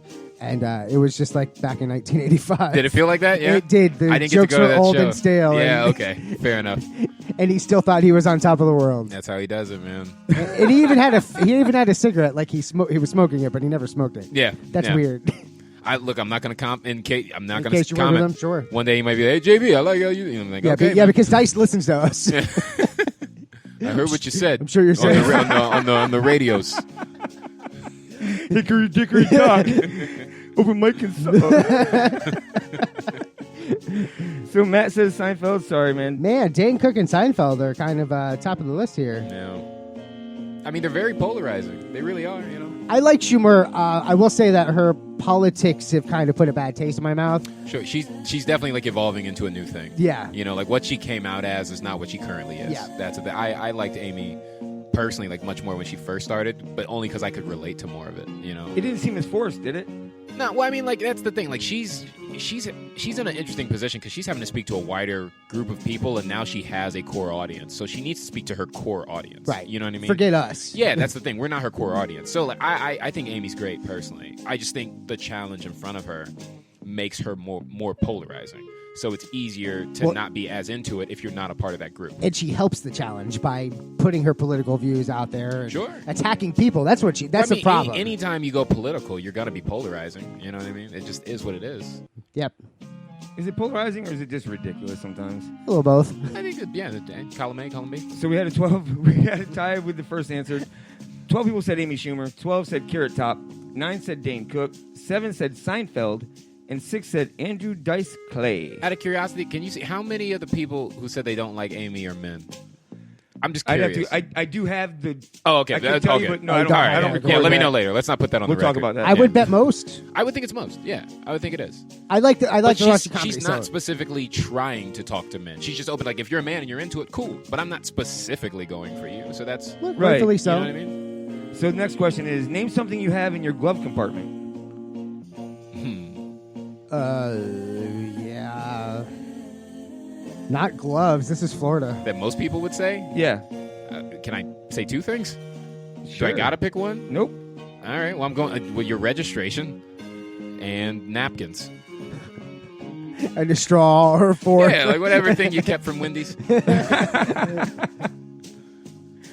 Whatever you kept from, whatever you stole from Circle K. Yeah, I have half of a Wendy's in my car at any given moment. I just need the food. Anything else I can serve you. Oh, I've got the fries in between my seats. Oh, there you go. Yeah, there you go.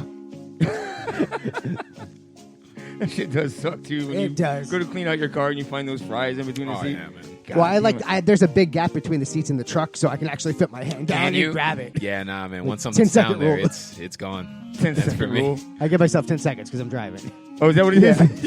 Yeah, nah, the between the seats part in my car, that's like one of those doors in Beetlejuice. It just falls through there, and it's just in Saturn. You know, Sucks, man. Next to your sock that came from the dryer, right? Exactly. I really hate when my phone you ever falls off see my that? lap down into there.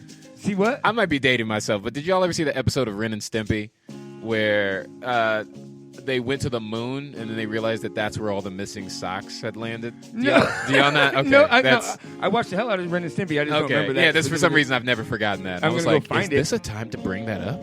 It is because, like between the seats, the dryer steals socks, bro. It just eats them for some reason. You think so? I think how we're I about know the where they're same at? age. I think so. I'm 37. I'm 29. That's like the same number. When did you watch Ren and Stimpy? We're like the same distance from 1600. That's you like, know? yeah, just about.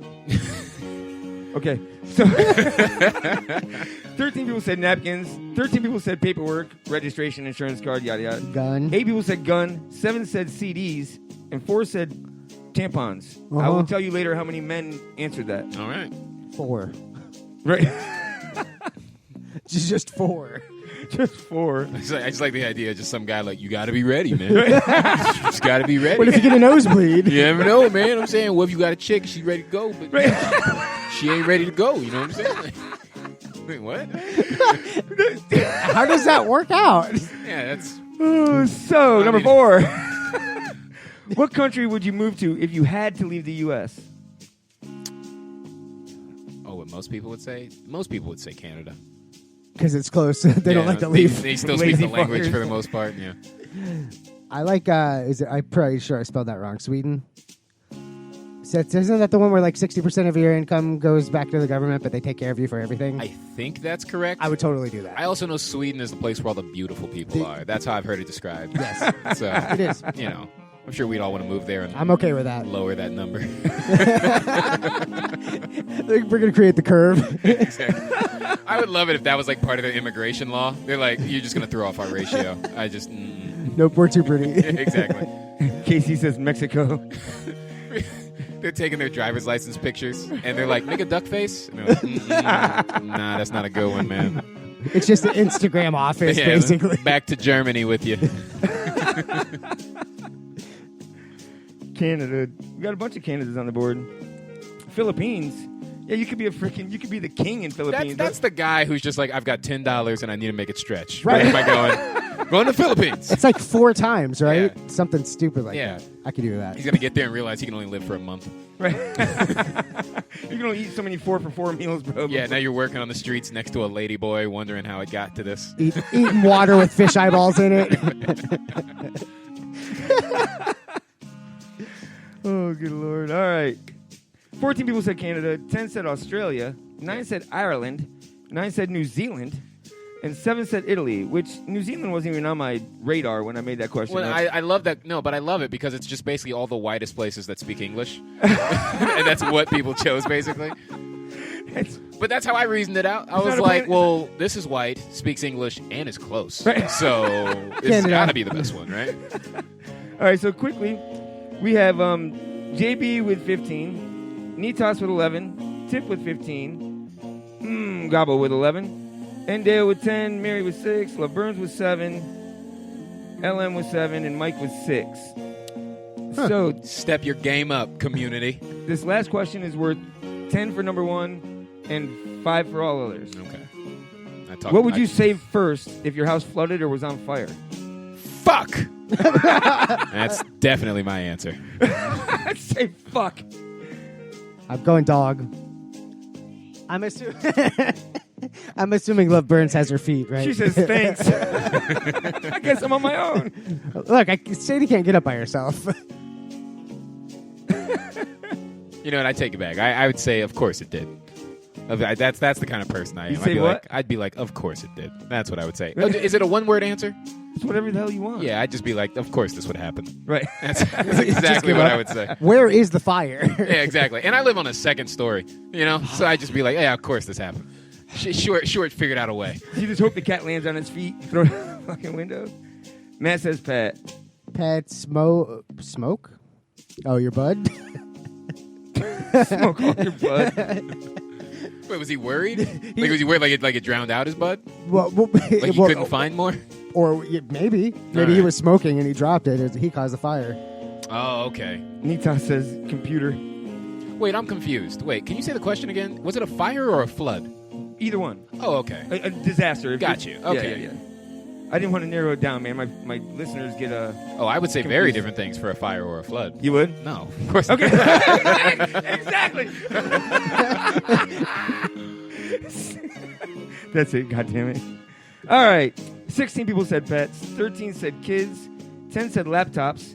And I can tell you that most of my laptops or phones came from comedians or musicians. Did they really? Yeah. Would you steal them? I don't understand. You're going to explain that? I just noticed that those are the ones that's what they would have saved. I didn't notice that. Okay. That's I thought you meant literally your cell phones and your laptops came from comedians. Oh, no, that's why we have cameras. No, I'm just kidding. 9 people said pictures and 4 said myself. Okay. Myself. So we have a winner. Tiff Monty wins with 25 points. Woo! Jesus. You know what's really funny is I have that sound effect on my phone, and I play that after I come every single time. It's so great to hear that. But she counteracts it with wah, wah, wah, wah. When I come into a room, I do this. Oh, my God. So...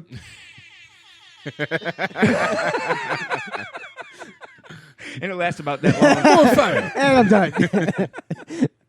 So, real quick, I started doing the feud review where the answers that didn't make the board. Sure. We kind of quickly go over them real quick. Yeah. So I started with the least important, the country you'd move to. People said Iceland, Japan, UK, and Holland. Why Holland? I want to hear that one. That's ridiculous. I would love to hear the explanation for these answers. A lot of them give them to me. Yeah. But not for any of these. I'm not going to say why Japan because that's racist probably. Right. But like Holland, I feel like I'm allowed to say that. Well, Holland has pretty white people. Yeah, I know, but there are whiter places. That's why I'm like, so why Holland? Right. You know, like there was, I feel like I could give you 10 countries I'd go to before Holland that are predominantly white. So why Holland? Where's where's Amsterdam? From there. What's up? Where's Amsterdam? Holland? It's right there. Yeah, it's like right there. So in drugs Eastern are legal. Germany, right? All drugs are legal. So why not just go to Amsterdam? Right. Because Amsterdam is just like this nasty red light district, if I'm right. It's more than a street. No, it's Dude, like that it's is like Ybor offensive City. Amsterdam is to like the Ybor. 17 people living in Amsterdam. All right.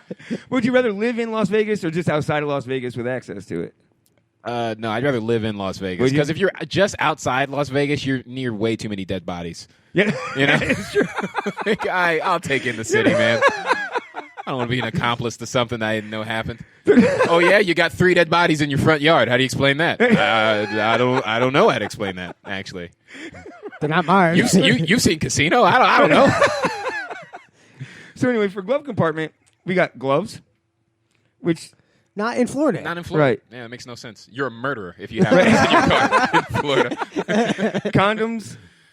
Map in your glove compartment? I still don't know who uses condoms. Yeah, I mean, like I'll believe you're using condoms. I don't know why they're in your glove compartment though. Not in Florida. They're gonna melt. Oh, it's gonna be like this big old. Oh, I didn't even think about the heat. I was gonna ask you why did that matter? And right. No, that totally mattered, man. Yeah. When it's 105 degrees in your car. Oh, that's good. The shit's all melted and you can throw it at somebody. Yeah. It's now a weapon. Well, that's a great excuse to not use a condom. Like, See? oh, sorry, baby, it's It melted. melted. So we're just gonna have to. We're just You're gonna play gonna get through. pregnant anyway. You know.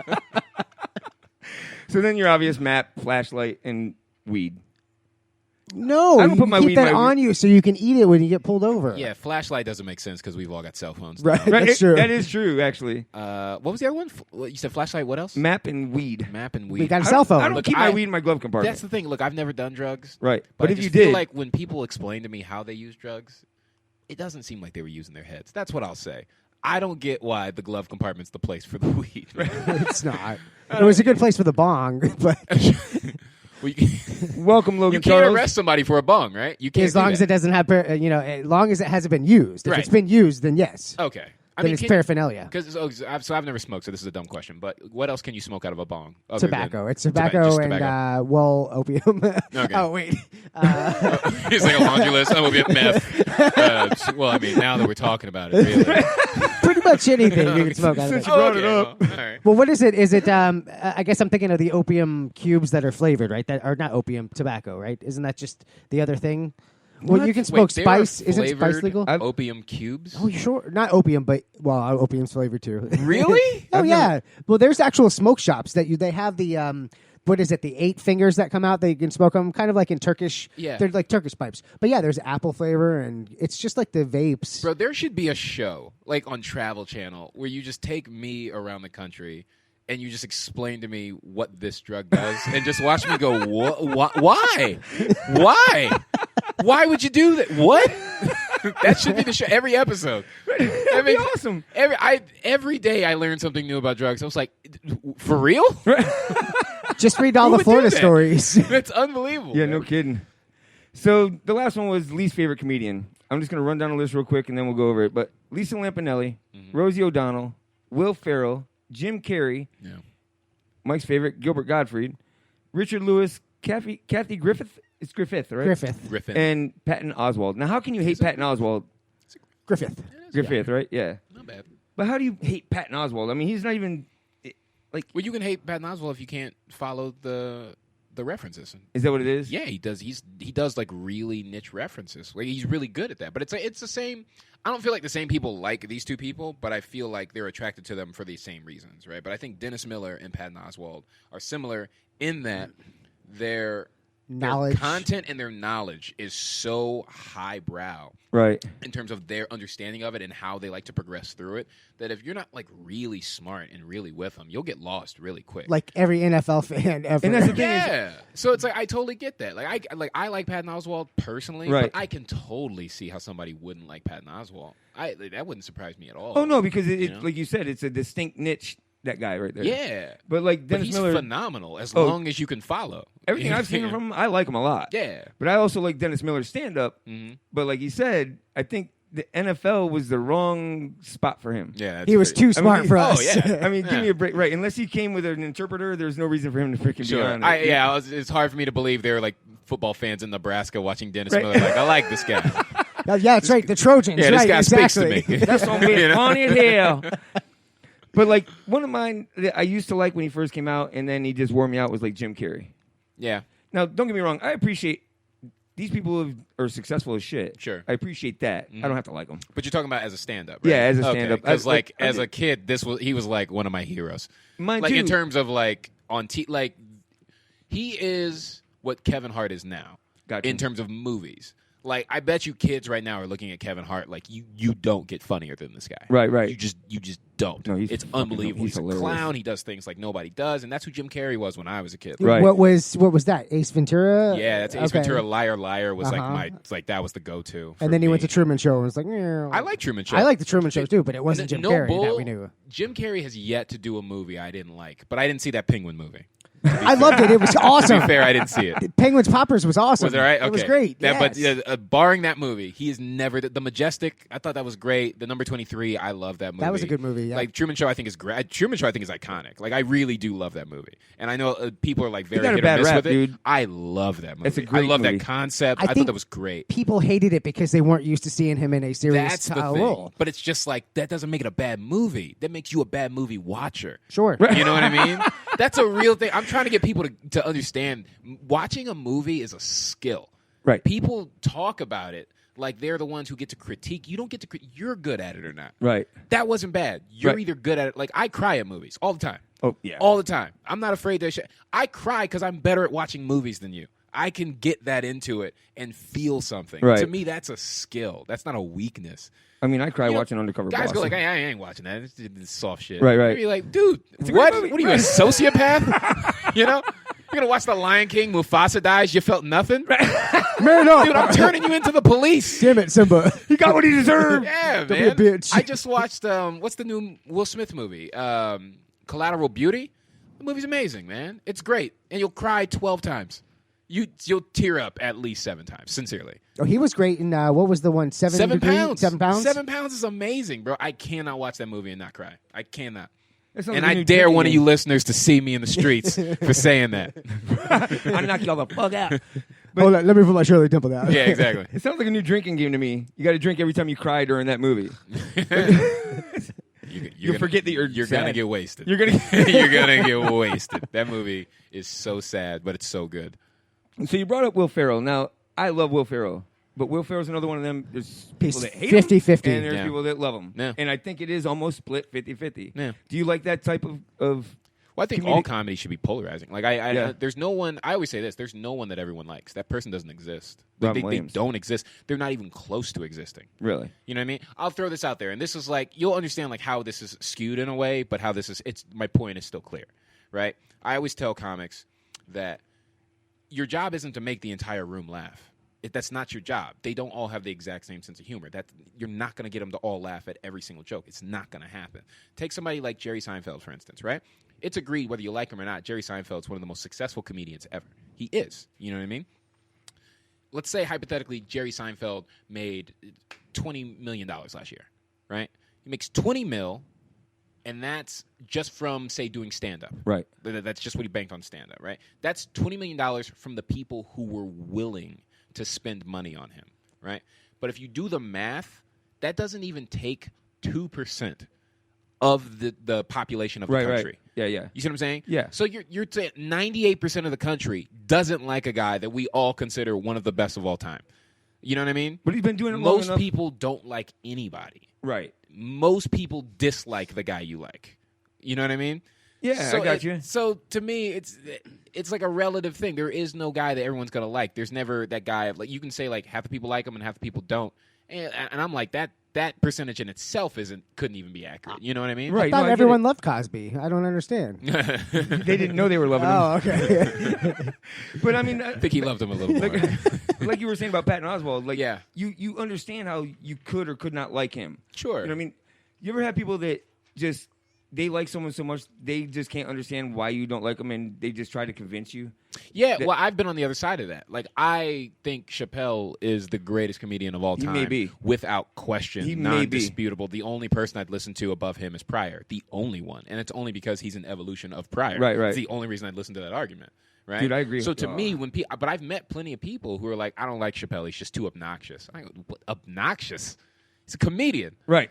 He's gonna be obnoxious. That's Right. a part of doing it. You know what I mean? It's like it's unbelievable, but so many people feel that way. No, Sam Kinison is obnoxious. Yeah. You know Well, what I mean, like, you all find your different ways of Right. being obnoxious. But to say that you don't like a comedian because they're obnoxious, I'm like, that's a direct thing you're going to use, man. That's a part of the job. So obviously you hate comedy. I don't like him as a comedian. He's Right. too comedic. Like, what are you talking about? He's too comedic. He takes his job way too seriously. Tone it down, buddy. Exactly. When's he going to start ranting? See, I'm okay You know, with it's obnoxious, just like- but I don't like screaming comedians.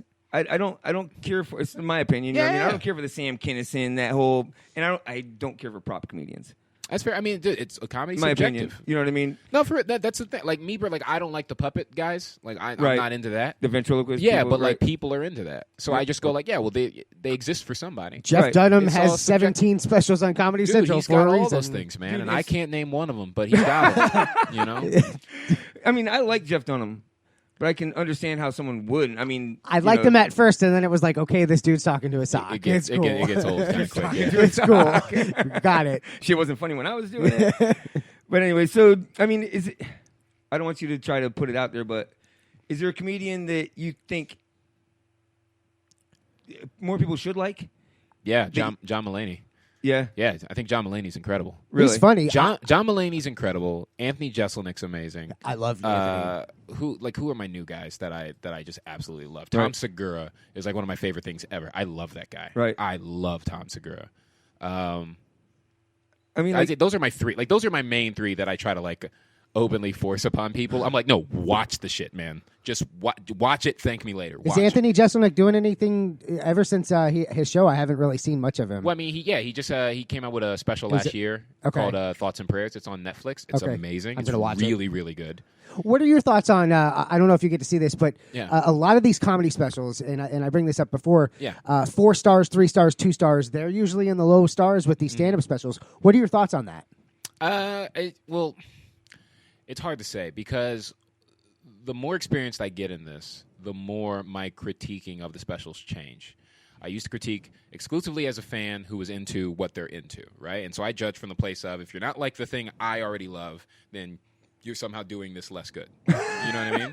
Sure. That's the way I used to do it, right? And then the more I experience it, the more I've got to do some TV now, and I've seen what you're personally up against. I've talked to management. I've talked to the industry. I've heard what it is they're looking for you to highlight versus stuff that they're like, we just don't want to really hear that right now. You know what I mean? That kind of thing. You can go in with your perceptions of like, this is the stuff that's killer.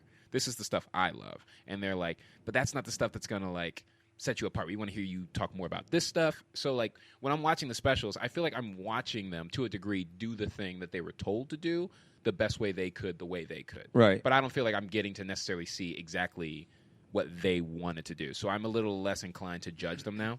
That's just my honest answer to that, just because the more I'm learning about what you're being told by the people in power who are giving you the opportunity to do it in the first place, the more I'm realizing how much you may not have a say-so in exactly what you want to do with the special.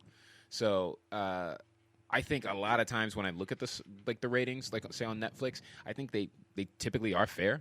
Like as a comedy fan, I think they are fair ratings. Like I don't think I've ever watched the special where I totally disagreed. Right, with how many right. stars it got. I was like, that's about 1.5. Yeah, Got it. I can get that. Right. So it's not like movie critics where they're usually wrong. Yeah. Like I think it's fair. I think the one thing you don't want to come away doing, and I think this is important, is I don't think you want to come away hell bent on hating a person after a special. Don't do that. You can be like, I wasn't into it, but if they come up with another special, give them another shot. Right. You know what I mean? Like see what they got, because like I'm in the business of coming up with more material, and your last set of material doesn't tell you what the next set of material is going to be. You know what I mean? Dane Cook's a great example.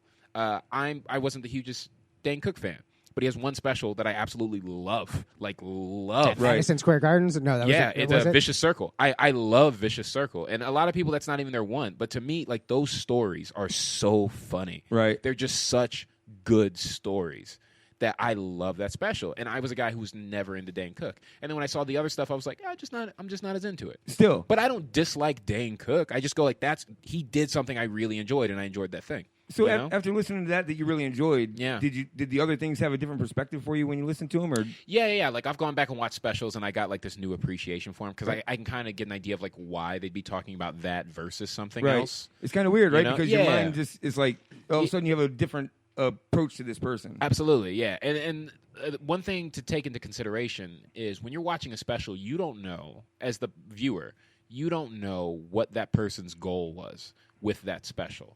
They might be achieving the exact thing they're looking for out of that. You're judging based on what you wanted from a special, right? Versus what they were going for as a special. Right. You know what I mean? Yeah. Like a good example would be like Chelsea Peretti's, who I really like Chelsea Peretti, but I don't like how she did her special. Gotcha. I think she's hilarious, but the way she did her special with like the weird like I don't know if you saw it, but like she does like cutaways, right? To like it'll be stuff like it's a bunch of stuffed animals in the crowd, and there's no crowd to her.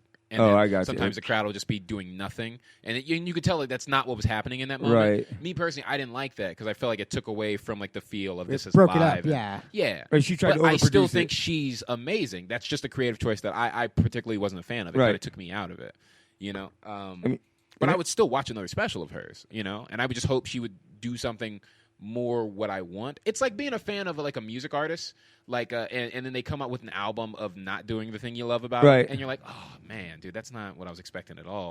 But you still like them, but you're like, God, I wanted something else though. You know? Have you ever given anyone several chances and then finally said, "That's it. You suck as a comedian. It's not going to happen." Yeah. I just don't like you. But I don't owe anything more to them. But that doesn't you know what I mean? But they still have their fan bases. You know right? what I Yeah, mean? of course. So I'm not hurting them. You're not because their I'm audience. I'm not going out like promoting. Don't support them. You know, they're just not my. They're not my thing. You know what I mean? I've watched Jeff Dunham. It's just not. It's not my thing. Right. I agree. It's not for me. Yeah, like I'm not into Carrot Top or Gallagher. You know what I mean? It's just not for me. But I understand. Dude, they're huge. Yeah, dude, if people like you, you're not doing something wrong. Exactly. Talk to those people. Right. Leave me alone. But don't jump in my conversation and be like, I'm the shit. Be like, all right, man, maybe go back over there. Go pull something back out of your trunk. You don't like Gallagher too? His brother? The second Gallagher? Yeah. Same. Yeah, same he's guy. so much better. It's 2.0, right? No, I'll take Charlie Murphy over Gallagher 2 any fucking day. So anyway, all right, are we going to take a break? We'll take a break. When we come back, we are going to talk with JB Ball some more. More JB Ball coming up. Plot twist. Really? We plot twisted? I said that was a plot twist. We don't know what Coming we're up doing. next, talking to JB Ball. Oh, I didn't see that coming. All right. Yeah, because, hey, man, you have no idea what we have in mind. All right. For those of y'all that couldn't see, he threw a pen. That's how you know I'm serious. All right, more pin throwing when we come back. You're listening to Open Mic Live.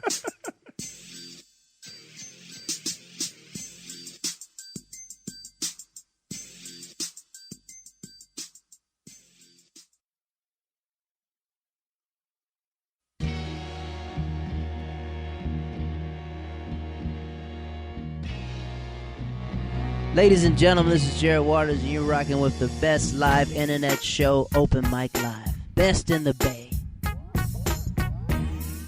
Welcome back to Open Mic Live. What a cool cat Jared Waters was, man. Shouts out to Jared Waters. Yeah, I we love missed that him guy, last dude. week, and he was at Side Splitters. I didn't get a chance to get up there. Yeah, Dude, man. I mean, in reference to him, like Rio Paris, Cam Bertrand actually was one of the first guest comedians we've had in here from Side Splitters, and he was instrumental in us gaining more and more and more people coming in. There you go. Like his word of mouth actually got us people in here. Nice. Yeah. And then next thing you know, we got Jared Waters, David Weingarten, you know what I mean, all of them in here, you, Logan, and it's just been impressive. I mean, you guys are amazing. Thanks, You know man. what I mean? Your appreciation for what we're doing, Yeah. you have no idea how much we appreciate you being here. Thanks, You know what I'm man. saying? Seriously. It goes both ways, man. Because, We're like- grateful for you and the show you're doing. Seriously, I mean, you I'm using that as a credit, by the way, when I'm coming on stage. He's been called amazing. Well, so is Cam. Rio's, you want to talk about energy? Well, I'm not using the credit if they all get it. You know, I felt special for a second there. I mean, JB Ball's the best. No. He's been called JB Ball's the best. He's been called JB Ball. Have you worked with any one of them more than the other? I mean, I'm not counting. I know, mean, but like, I'm we've- saying, I mean, someone you come face to face with. 'Cause Cam most is- often? I mean, we're JB. all around. JB. We're all Right. around each other all the time. Yeah, like when we're open micing and stuff. Like, I mean, they open mic more than I do at this point. Right. But like, yeah, like 'Cause they have I mean, to. yeah. Well, I don't mean that in a negative way. I mean, I'm further along in my career than they Right, are, so right. they're going to be in my position as well. Right. No, I get it. But yeah, it's more so that's when we would run into each other more so because that's Right, it's no, like that's the watering hole. That's where we all got to come. And it's so funny because, like, when we first started bringing them guys in, like, when we first started getting someone from improv and people from Side Splitters, they were somewhat divided back then. Yeah. And now within the It last gets comedy year, gets year and a cliquish, half, man. I've noticed that's all melded together a little bit more. Yeah, I on the real, like the majority of the working comics in the area, we all get along. Right. We all know who each other are. There's very few, there's little spats here and there, but they're Right. not major.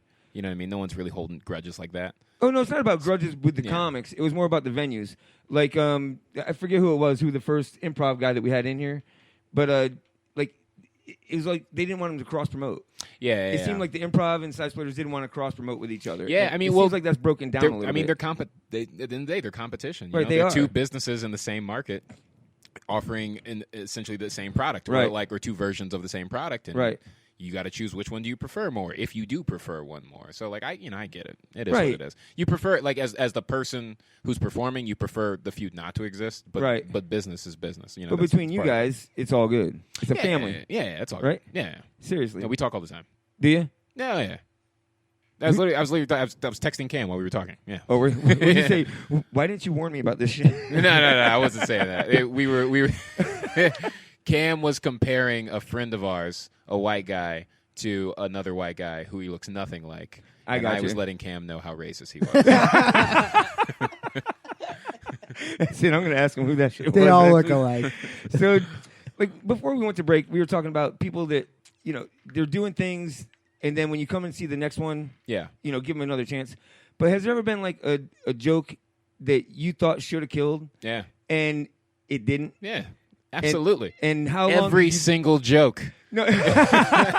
I'm like, how didn't it do better? I know, but I, No, mean, no. I know you're writing to be successful. Yeah. You know what I mean? But there's some that you can understand. All right, I can see how that didn't work. But Well, yeah, but it's not until after you say it. You know what I Right. mean? There's certain things, at least for me, because like I was saying, like I don't get to rehearse as much. Sometimes you hear it come out, and you just go, "Oh yeah, that's not how I didn't- that's not how I heard that coming out when I wrote it." You know You're what I mean? And overthinking it. It sounds yeah, and you're stupid. like, I would have known not to say that if I would have known it was going to sound like that. But there's got to be jokes that you reworked and they were successful, and then some that you reworked over and over and just finally had to give up. Sure. So how long before you give up? I'm a believer in you never give up on the joke. You find out where is it supposed to land. Because sometimes you'll have an idea and it just has no place in your act yet. Right. You know what I mean? But then something new will happen in your life and you start talking about it and then you realize that observation you made 3 years ago is now relevant. Like, it's like a perfect thing to kind of like interject I within got that you. new idea. So I'm more a believer in like, if you have an idea, at least log it, and just be aware that it still exists. Right. And then see if you can find a way to pull it back out. Because you never know. Sometimes a joke is just, it's context. Right. You got to bring it up at the right time. And delivery. Yeah. I mean, delivery is crucial. Like, obviously, that you got to say it right. But so much of it is doing it at the right time. And Comedy is timing. Delivery was the biggest change I saw in Cam. Mm-hmm. Like, him heeding y'all's advice and actually utilizing it. Yeah. You could just tell he was more comfortable up there, Yeah, he's and the good way the way he said things was different. The same jokes were hilarious the next time I saw him. Yeah. And I mean, that's what impressed I mean, me about comics it's a in general. muscle, man. You're going to the gym. You're working it out. Right. Eventually it doesn't feel so heavy. And then you gotta amp it up. When does that start, Kiss Jesus? Well, it depends on what your goal is, I guess, and how often 10 you get. pounds. I want to go to 15 pounds. No, you're right. These 10 pounds are making me sweat. It's amazing. I was talking to my buddy about this. It really is incredible. It's like, even though you constantly can feel like you're advancing and you're getting better, every time you get better, you feel like you're so much worse. It's crazy because every time you get better, you learn a new thing you can get good at, and then all of a sudden you don't feel like you're good feel anymore. dumb. Yeah, because you're just like, I can't do that yet. So I think just that's feel an like you almost feel like a artistic- fraud. That's an artistic thing, I believe. Yeah. Musicians go through that. I've had Artists. so many shows that you would look at them and go, that was a great show, and I would look back at it and be like, that I'm so embarrassed of that. Like, so embarrassed. You know what I mean? That's so funny. It applies, like he says, to a lot of things because I've had that happen here. Yeah. We'll get done with the show. I'm like, man, I think that sucked. And then it's the show that everyone's going, oh, that was a great show. That was a wonderful show. I'm going, were you listening to the same show that I was a part of? Because, Right. You know what I mean? Because you just don't critique by the same criteria. Right. You know what I mean? Like, at the end of the day, as long as the crowd's enjoying it, you did the right thing. But you got to know? listen to them, right? Just listen to them and utilize their input. To a degree, yeah. To a degree. Yeah, as long as you think it's... I mean, just it's because you think it's fair. funny, you don't have to push through it. Well, right? that's the thing. Like, sometimes I'm hell-bent on, this is funny. I'm going to figure it out. This is fun. There's no way this isn't funny. It doesn't Stubborn. make sense for this to not be funny. You know what I mean? This is good. What y'all think. There was one joke I remember. I tried it twice. I was in Sarasota. I was at McCurdy's, and I tried it twice. I had just written it, and it was getting nothing. And to me, it didn't make sense. Like, how it could get nothing. Like, not even like something, right? And then I changed the framing of the joke, where I started explaining that I was telling this joke and no one was liking it. And then I would tell the joke and everyone was loving it then. Because then the context became like, what the fuck was up with those other people? Right. That they didn't get the humor of this joke. And it became way funnier that way than just telling the joke on its own. Huh. So it's one of those things, like, the joke can constantly evolve and you look for different ways to frame it and find the way to make it work. It's all about how do you set up the context to make it its funniest. So there's an example of if you have to explain the joke, it still can be funny. It can be funny. Yeah. Yeah, I think that's fine. Like And again, that's not me explaining the joke. No, I understand. That's me telling people what happened Right. the last 2 times I told the joke. But it sets up a new Sort of. context of just like, they're like, well, how bad was this fucking thing? Right. You know what I mean? So you lower their expectations so that then... To a degree, but that's because comedy's misdirection. And so the idea is just like you have to feel like I'm leading you down a path that you believe you're going to figure it out. And then you don't figure it out. And it turns out to be a thing that you really appreciated. That's jokes. And you don't have to give us names, but have you ever had a comedian, that you in the area that you heard tell the same joke over and over and went, look, dude, either do this with it or, have you ever done that? No. I mean, I've seen tons of comedians say the same jokes over and over and over and get nothing. Like, if that's what we're talking about. Right. Yeah, I've seen that way too many times. And I think every comic has. That's just a part of it. Like, you just run into that. But you guys don't step in? I think you step in for people you believe in. Gotcha. Because I think it becomes... I worry about sounding condescending when I offer an opinion. It's got to be tough. You know what I mean? My goal isn't to sound like I know more than you and that you should be thankful I spoke to you. That's not my goal. Well, it's not about that. It's just I really am trying to help, but I feel like you can take it that way, and I'd rather just avoid it coming off like that, and I just won't say anything. Well, I mean, it's like I ask our listeners for, input on the shows because if I don't, I got to know what you're hearing. Yeah. I'm in here I'm having a blast. Yeah. If you're not, then this is all worth. Well, see, the the difference is, so you're the performer asking for the opinion, right? And I would be the opinion giver, volunteering my opinion without you asking. That's the thing with those guys where I'm just like, I don't chime in because they're not asking, right? You know, and what I'm watching them make a mistake that I clearly know how to fix, right? But if they don't care to ask, I don't think it's my place to step in. Because, like you said, it's a touchy spot because your jokes are very personal to you. Yes. Every single one of you comics. So yeah, comics are bitches. That can be. Yeah. Comics are bitches. Mark that. No, for real. Like, we can't take criticism like that. We can't just be like, okay, that wasn't funny. We're like, nah, you didn't get it. Like, we can't just be like, okay, that wasn't funny. You know what I mean? And once you start being open to that, you become a better comic where you can really critique yourself. But too many guys are like, no, but you didn't get it because I was trying to do this and then that, and then it was on this other level, and I made this reference. You just don't know the reference. And I'm like, well, that makes it not good. You have to explain it. Yeah. Look, homie, I saw what you were doing. The shit was not good. Dude, I'm on your side. Right. Yeah. It's funny you say that, but, comics are bitches. I know you're just kidding, but yeah, but we've had this conversation what I mean. before, and they seem more sensitive.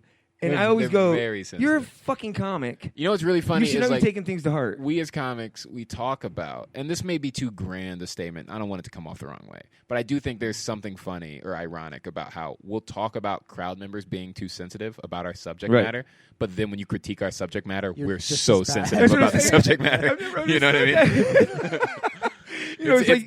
There's a level of like hypocrisy to it, right? And it's not to say we're even wrong. Like if you're gonna put a ratio, like maybe it's 60-40, we're right, they're wrong, and they're right, we're right. You know what I mean? Yeah. But we don't acknowledge the times when we're just like, I mean, they're probably right though. I don't know. I think you nailed it because we've actually had this conversation right before about how I don't understand how you can go too far with a comic.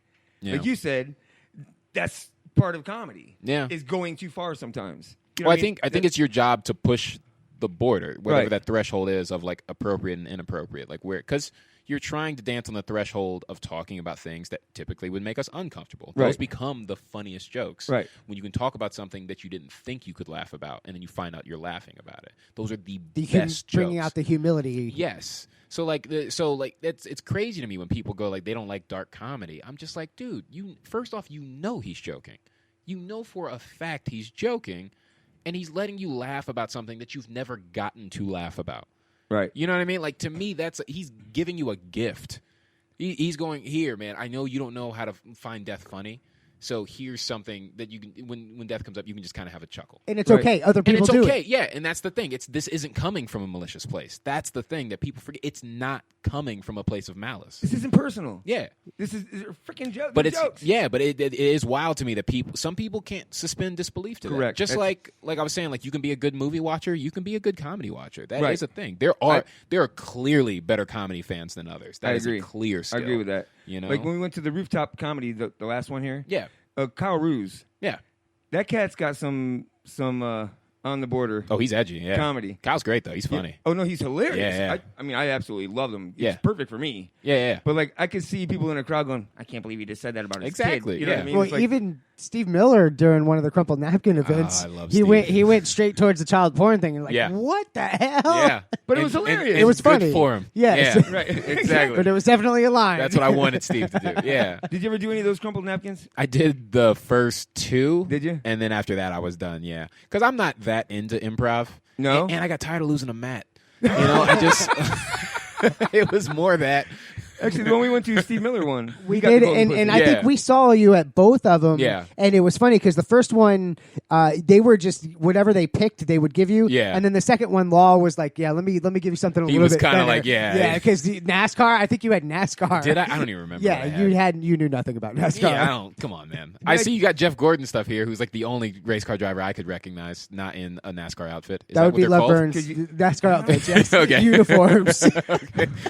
I thought he was an astronaut. Oh, do you guys wear uniforms too? Oh, okay. No, that's really cool of you to use that word also. I'm familiar with that word. They're fire suits. Okay. I was getting fire, or is it like is a jumpsuit a fair thing to say? It's a jumpsuit. Yeah. Well, yeah. I don't know. I don't want to. Okay. I don't care. I just don't want to sound stupid. I play Daytona. You know. I don't want to get out there and they be like, "What the fuck are you talking about, man?" You're talking about NASCAR. I'm sure they won't find you stupid. Yeah, they're not gonna be. How do you not know? Right. Yeah, all right. They're gonna be worried about you. Sure. I'm still trying to figure out how Brad Doherty is like an analyst for NASCAR.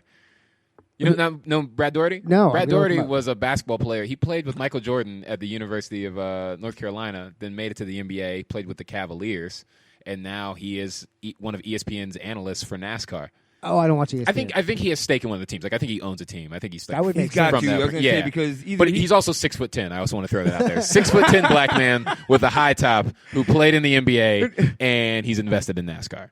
As long as he doesn't sound like Shannon Sharp, bro, he's fine. No, he knows what he's talking about. Right. Nah, he really does. Shannon Sharp is just showing off his bow tie. Yeah, I'm trying to. What is it called when you replace your teeth? Dentures? Yeah, dentures. I'm looking Not into it. dentures. Not dentures. Well, what's the? Crowns. Porcelains. No. Oh, there's a term for Bridges. Is that why you can understand him more now? I don't know. I mean, I'm thought just he had giving lip Shannon production. Sharp a hard time. I'm a Shannon Sharp fan. I just don't like Skip Bayless. So Is that what it is? yeah, I don't like. So like by default now I have to not like the show. Anyway, so where are you going to be coming up pretty soon, brother? So obviously this weekend I'm doing my basketball tournament against the Princess Leia's. And where is that? That's gonna be Use the forest. at there's a gym over by Blake High School in that part of town. It's called Martin Luther King, I guess gym. I don't know, Right. but it's it's a tournament on MLK weekend, and or is this MLK? Yeah, this is MLK weekend. Yeah, well, it's birthday's Monday. I should have known that just offhand. I think. I say we go watch him in our stormtroopers plastic mask. That'd be funny. F you, Princess Leia. Yeah, but next week I'll be at Side Splitters the whole week. I'll be with Lonnie Love. Really? I'm gonna be hosting those shows because I want to work on some new material. So if you want to come out and hear some of the new stuff I'm working on, that's the time to do it. That's and next then, week? Yeah, and then that Sunday I'll be headlining the Sunday show. So then you can see like more of the oldies but goodies, but then also all the new stuff I've been working on as well. So next Sunday you're headlining at Side Splitters. Side Splitters, yeah. Awesome. We might actually be able to get some people out there to see that. There you go, man. Come out, Seriously. y'all. Come out, y'all. We need to. Come out, Mike. I've been trying to get into that shit for years. I'm out. JB Ball, thank you, brother, for coming in. I appreciate it. Thank you very much, guys. And we can't wait to see you again, man. You as well. All right, thanks for coming in, JB. Remember to check us out tomorrow. I believe we're going to go live at 6 p.m. We're going to be at Marker 48 Brewing Company in Weeki Wachee / what is that, Riverview? No, not Riverview. What's that? Brooksville, that one. Thank you. Let's see, we're going to see Clench Fist and Fear of the Dark are going to be there. We're going to hopefully pipe into the live stream so you can catch us right here on openmicshow.com, and I believe irnbroadcast.com will air us. Stanley? Will air us? Yeah, we'll air us. We'll air our show. We'll air our show. Well, thanks for hanging out with us, everybody. We love you all, and we will see you hopefully tomorrow night. Oh, hey, can I plug my Insta? No, absolutely not. Oh, man. I want you to plug everything you want to plug. I just want to plug my Instagram. If you can follow me on Instagram, it's at ball, BALL, 4, the number 4, president. At ball for president. Follow me on Instagram. I'm told that I have to Instagram, so just do it, please. You heard him, bitches. You better be there. All right, guys. Peace out.